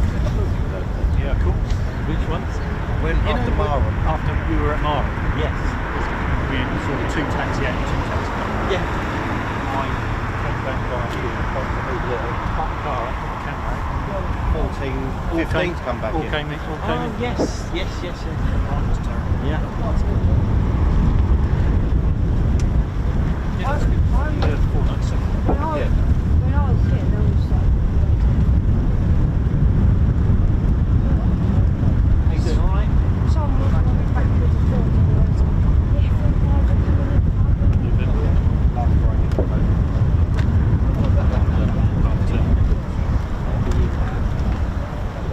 Ooh, stop. Getting another 10 out. Oh yeah, it's Comedy Ted, this one. Come on, come on. Yeah. I saw you. Oh, yeah,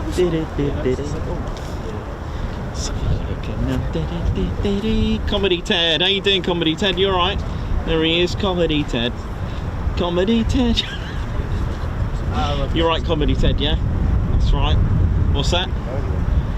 Oh yeah, I remember the cows. I remember those cows in the field. The and Lakey as well. Where's she gone? She's gone on holiday, has she? What are you doing now? It's Comedy Ted. Look at him.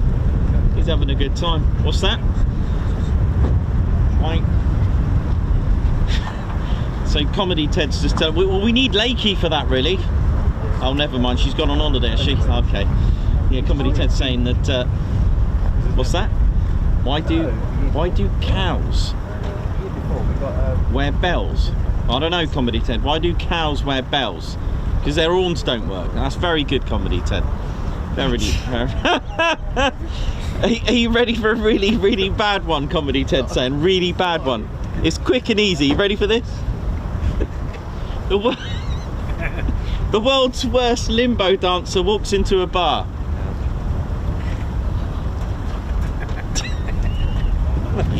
He's got his coat. Don't worry, he's got his coat. He's gone. Well done. Thank you very much. Oh dear. That was a good one, actually. Oh dear.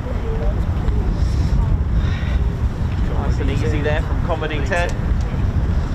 Right, Comedy Ted, you get in, make sure you Before you get cold. yeah, I know.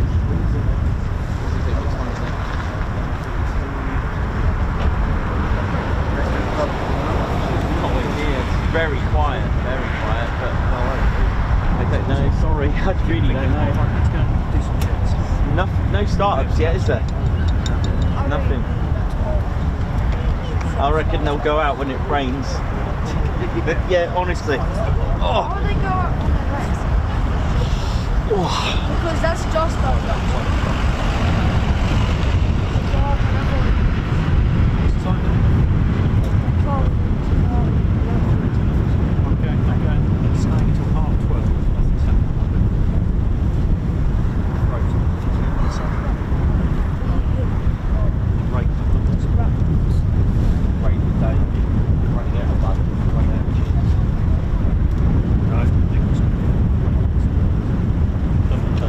I saw him this morning. Yeah, we were early. I was early too. What time did he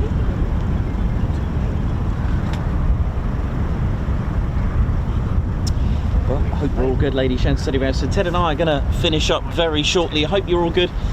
And if you've got any questions about the aerodrome, if you've got any questions about the ILS, the arrestor cable, tower, the markings, if you're not too sure, the windsock, the SSR, secondary surveillance radar, some of the markings, taxi numbers, taxiways, these little boxes here, you need to know anything about the aerodrome, let us know. If you've got any questions about aviation or even about the aircraft, let us know. I'll do my best to give you an answer if I know it.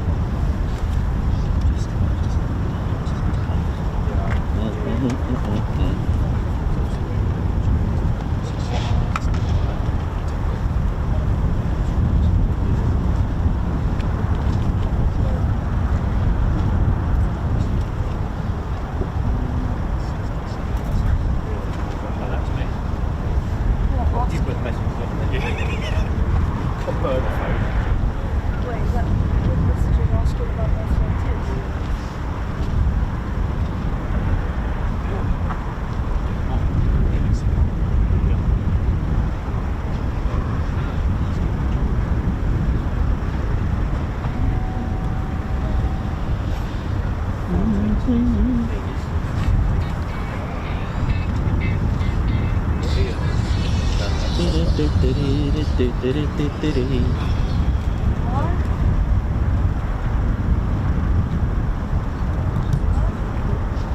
Yeah, we do. We have had days like this before. I remember Halloween special. Just one C-17. That's all we had. We had a couple of streams like this, so it's not unusual. It's not common, but it's not uncommon, if that makes sense. It does happen.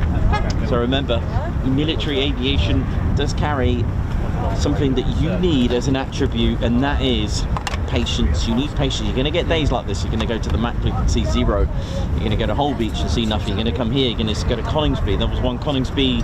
Now, various reasons. It's not always about weather. There could be other reasons, of course. It's not disclosed to the members of the public, but there are occasions where you will get one or nothing. There are occasions, so it does happen. We've had them here before. We've had them a few times for various reasons, and that's just the way it is. But you know, for those that know and understand, that the rewards are way up there with satisfaction, where you just don't even remember how long you've been waiting. Like I said, it just takes one movement to make you forget all the 6 hours of waiting. Trust me, been there, done that. Lake District, just saw one typhoon, but it was enough to just quickly wipe away the 6 hours of waiting for it. It literally is like that. I'm hoping the weather starts to behave itself, because I am planning to do a little bit more low-level areas. But you know, you've got to remember, I won't have the comfort of my van when I go to the See ya, take care. And so, you know, it's going to be all exposed, so everything is a little bit more well, first of all, got to carry 75 kilos of equipment here and there, so it's not that easy to do, but that's the way it is. So The RD's just on the back end. huh? The RD. Oh, the RD, yes, I've mentioned the RD. Where's the RD? Halfway down. It's sort of the second back end. Ah, okay. Got the RD somewhere. Where's the RD?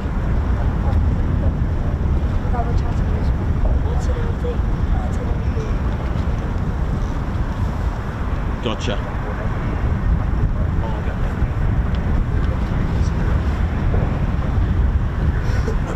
Marker is going up.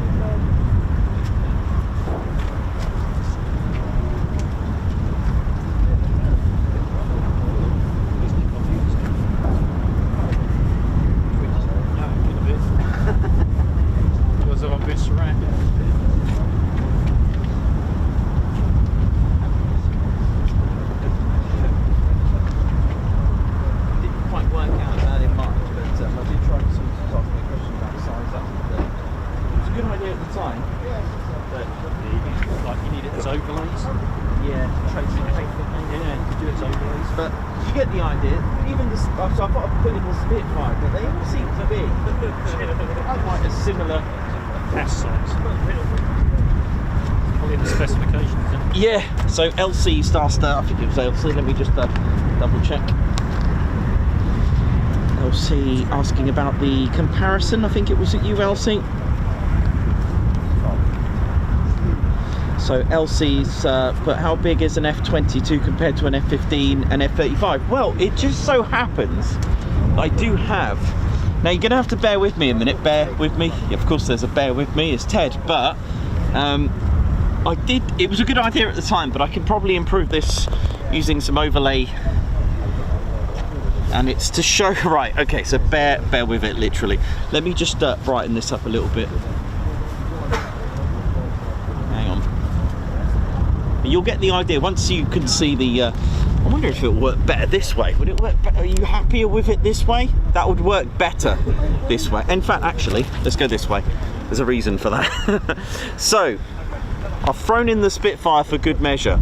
So the longest that we've got here is the F-15. So if I show you, so I've tried to start them here. So if we got a starting point of all our aircraft, I've got an F-16, an F-35 A and B, and an F-35C, an F-18, an F-16, and a Typhoon. All right. So if they were parked up, the longest would be the F-15E Strike Eagle at 63 feet and 9 inches, which is the same size as length as a Dakota, although the Dakota will be, the wingspan will be massive. The next one down is 62 feet and 1 inch, which is the F-22. So not much in it. In fact, what, about 1 foot, about 1.5 feet. So 62.1, so 8, so 1 foot and 8 inches, so 1 foot and 8 inches longer, the F-15. Of all the aircraft that we cover here, the F-15 is the longest. Next one down by, like I said, 1 foot and 8 inches will be the F-22. The next one down will be the F-18, the third longest of our aircraft that we've got here. The F-18 at 60 feet and 2 inches. Next one is what we got, Typhoon at 52 feet and 4 inches, and 52. And then next we've got the F-35C at 51 feet and 5 inches. Then the F-35 A and B at 51 feet and 4 inches up to here, and then the F-16, the shortest, about here at 49 feet and 5 inches. And then we go all the way to 29 feet and 11 inches is our Spitfire. So it's quite amazing. And I've also got the wingspans. I've also got wingspans here. The widest is the F-22 that I've got there at, what have I got it as? 44 feet and 6. Yeah, and an F-35C at 36 feet and 10 inches, quite substantial. F-15 actually, I've got the F-15 here second at 42 feet actually, and 9 inches. So that's there you go. I hope that made sense. Yeah, I kind of should have put that over here a little bit, but I think I forgot about the F-35C probably. So yeah, so the widest, the wingspan size is our F-22 at 44 feet and 6 inches, and then second is the F-15 at 42 feet and 9 inches, and next one to that would be the F-35C at 43 feet. So it's quite amazing to put that when you overlay it like that. And then we also got F-18 at 40 feet and 5 inches. Look at that. Amazing, isn't it? So as far as length is concerned, you might be able to see it better that way. Actually, it's probably better this way, isn't it? That's better. There you go. You can probably take a little screen grab or something. But there, that's actually worked out better. There you go. And then our Spitfire's all the way here. And then that was the wingspans. Cool.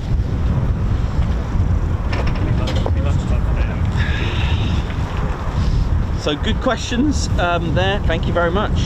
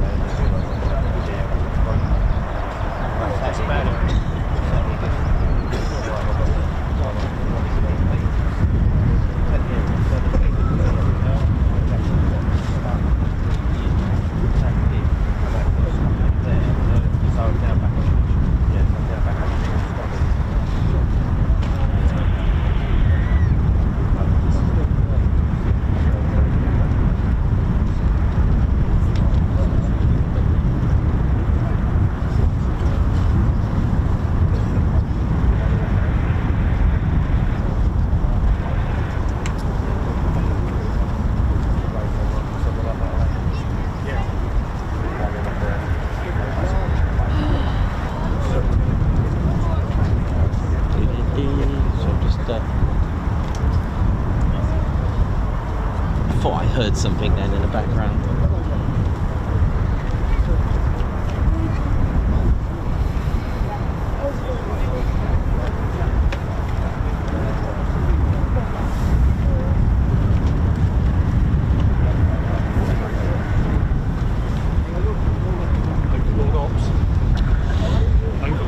Huh? Oh, is it? It'll be exactly 12 and then... oh well.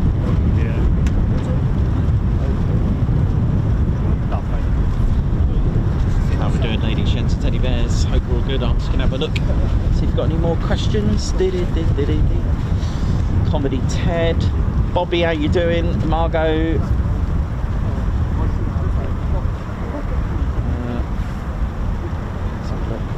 Dave Forrester, how you doing as well? Good to explain. Thanks a lot, Denzel Hughes.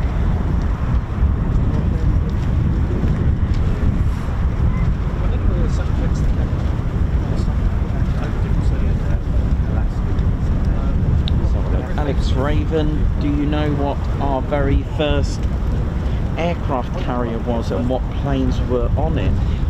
Interesting you say that, because I'll tell you what, that's first of all reminding me of my visit to the Fleet Air Arm Museum actually.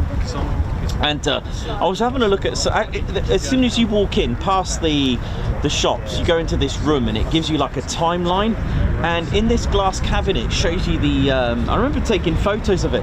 It was the first sort of catapult mechanism. It was, but I actually forgotten the name. It's, oh goodness me, I actually forgot what it was called. That's going to bug me, that is. But to help answer your question, I'm thinking the HMS Argus. I'm thinking, you know, that's what I'm thinking. I'm going to go with probably the HMS Argus.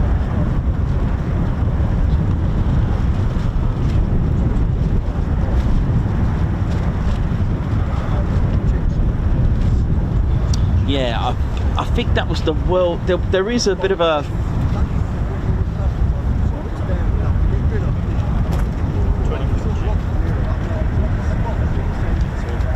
Hang on a minute. I'm gonna see if I can find you a photo, and I've forgotten the name of it. And when you go in, it gives you a. Oh, there's a glass cabin. I forgot the name of it. It's got this biplane on a catapult. But anyway, to answer your question, I'm going to go with the HMS Argus.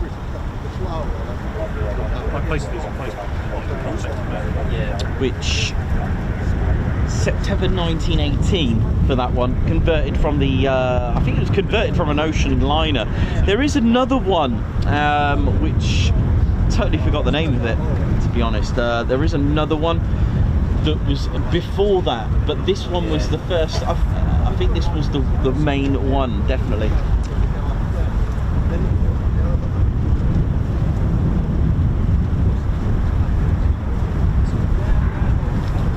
Yeah, I'm going to go with that HMS.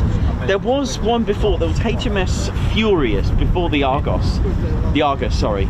And that had the flying off deck, and there is a name for it. But yeah, I think HMS Furious had the almost like the flying off deck, and then the Argus was next. You've also got the HMS Hermes as well with that, so it's one of those three. But I think HMS Argus was probably the one for that one. I would have thought.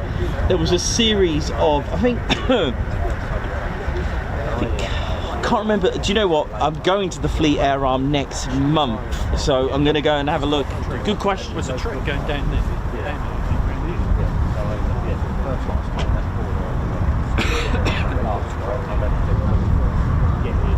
Yeah, I've got somewhere. I'm just trying to flick through, see if I can find the photos. I did take some photos of that. It was really good. Let me see if I can probably put it in my search. Hang on a minute. Yeovilton. There we go. I've got 16 photos at Yeovilton. Might have it on here with any luck. Unless I have it. Oh no. Tell you what, I will show you. Well, I'll tell you what I will show you, because I'm just trying to tell you what I will show you is this. Look at this legend. Look at Ted there with Sharky. Look at that. That's cool, isn't it? Yeah, I love that. That's a good one. Just trying. I found the. Hang on a minute. Number one.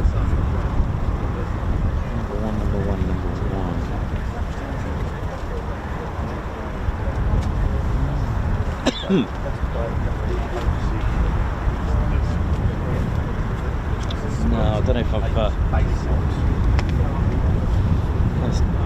There's Ted there. Ted. If this channel was Navy, look at that. It's Ted there. I don't know. It's not on here, sadly. I thought I had. I thought I took a picture of it. Oh, that's a shame. There's Ted there again. Look. Ooh. Nice. No, I haven't got it. There was, I forgot the name of it. It's bugging me. For those that have been, would know exactly the item I'm talking about.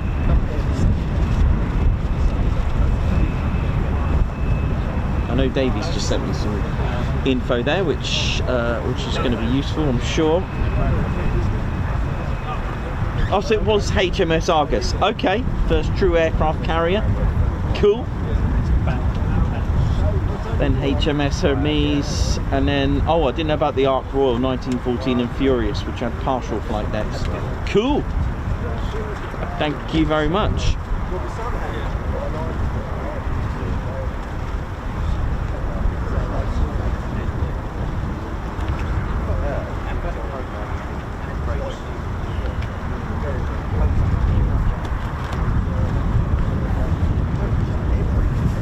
There we go. So welcome to the show. Before we finish up, it's time for us to finish up.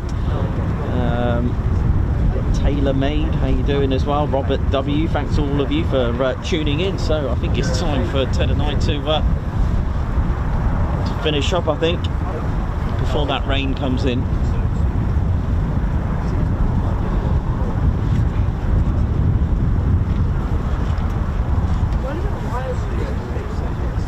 Yeah, it's quite close, so I better pack.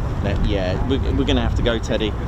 Yeah, we've got about 20 minutes before the rain comes in, so let's do the usual.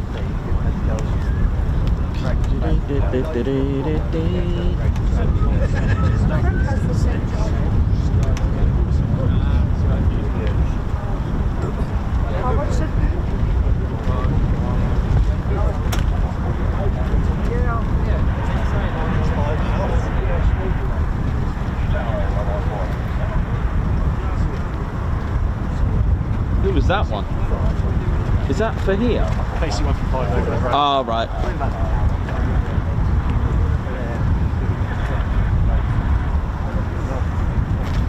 Okay, right, we're going to finish up.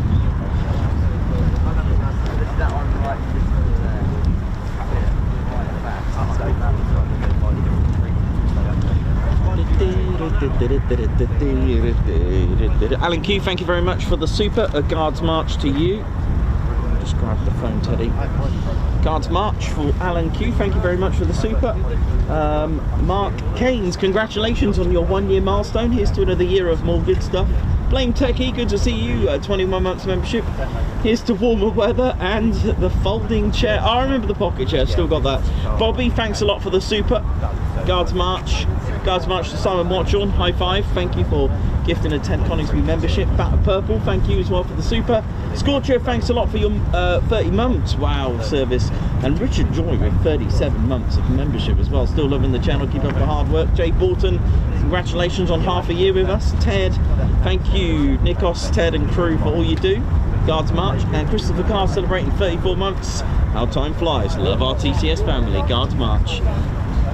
Right, that's us done. Let's go into our weekend, Teddy. Ladies, gents, teddy bears, it's been an absolute pleasure once more to bring you live military aviation all week, with the exception of Teducation video. RAF Lakenheath, thank you very much for what you do. Have a great weekend. Ladies, gents, teddy bears, our fans, man members, thank you very much for tuning in this week, and we'll hope to see you next week. So, my name's Nikos, cameraman, historian and commentator. This is Squadron Leader Ted Coningsby. You've been watching the Ted Coningsby channel live here at Coningsby? Lakenheath. So, for the last time for today, it is see you soon. See ya. Wish you well. See ya. A big shout out to the RD as well. Well done, RB. There we go. Right, let's pack it up. How do you stop the street?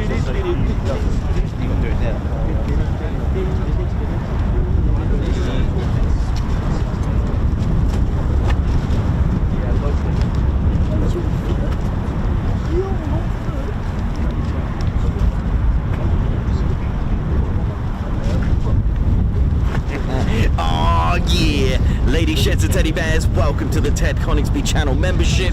I'm Nikos, I'm your cameraman and commentator.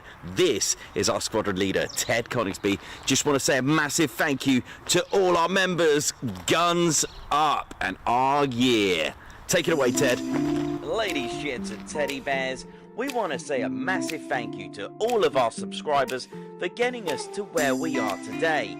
We have gone all over the country, from as far as Lossiemouth to Bryce Norton, and military areas such as air weapons ranges, low flying areas, heritage centres and special flights for TED 2. We cannot do this without your support, and your support will be rewarded. You can now join the Ted Coningsby Squadron and help fund the channel to get us around the country and provide us with the funds for equipment to bring you better content too. We have 3 levels of membership to suit everyone. With your membership, you'll get access to members only videos, photos, posts, unlock special Ted Coningsby YouTube emojis and loyalty badges, as well as being able to access our exclusive members only Discord server. All membership levels reward you with discounts to our online store. Our top level Fighter Squadron was inspired by many of our fans who supported the channel massively. This is more of a personal experience with me and Ted, giving you exclusive live streams and content from behind the scenes photos, special info and updates, as well as a free Ted Coningsby Fighter Squadron patch for joining. Whichever membership level suits you, we want to say a massive thank you for choosing to join the Ted Coningsby Squadron. Ah, yeah.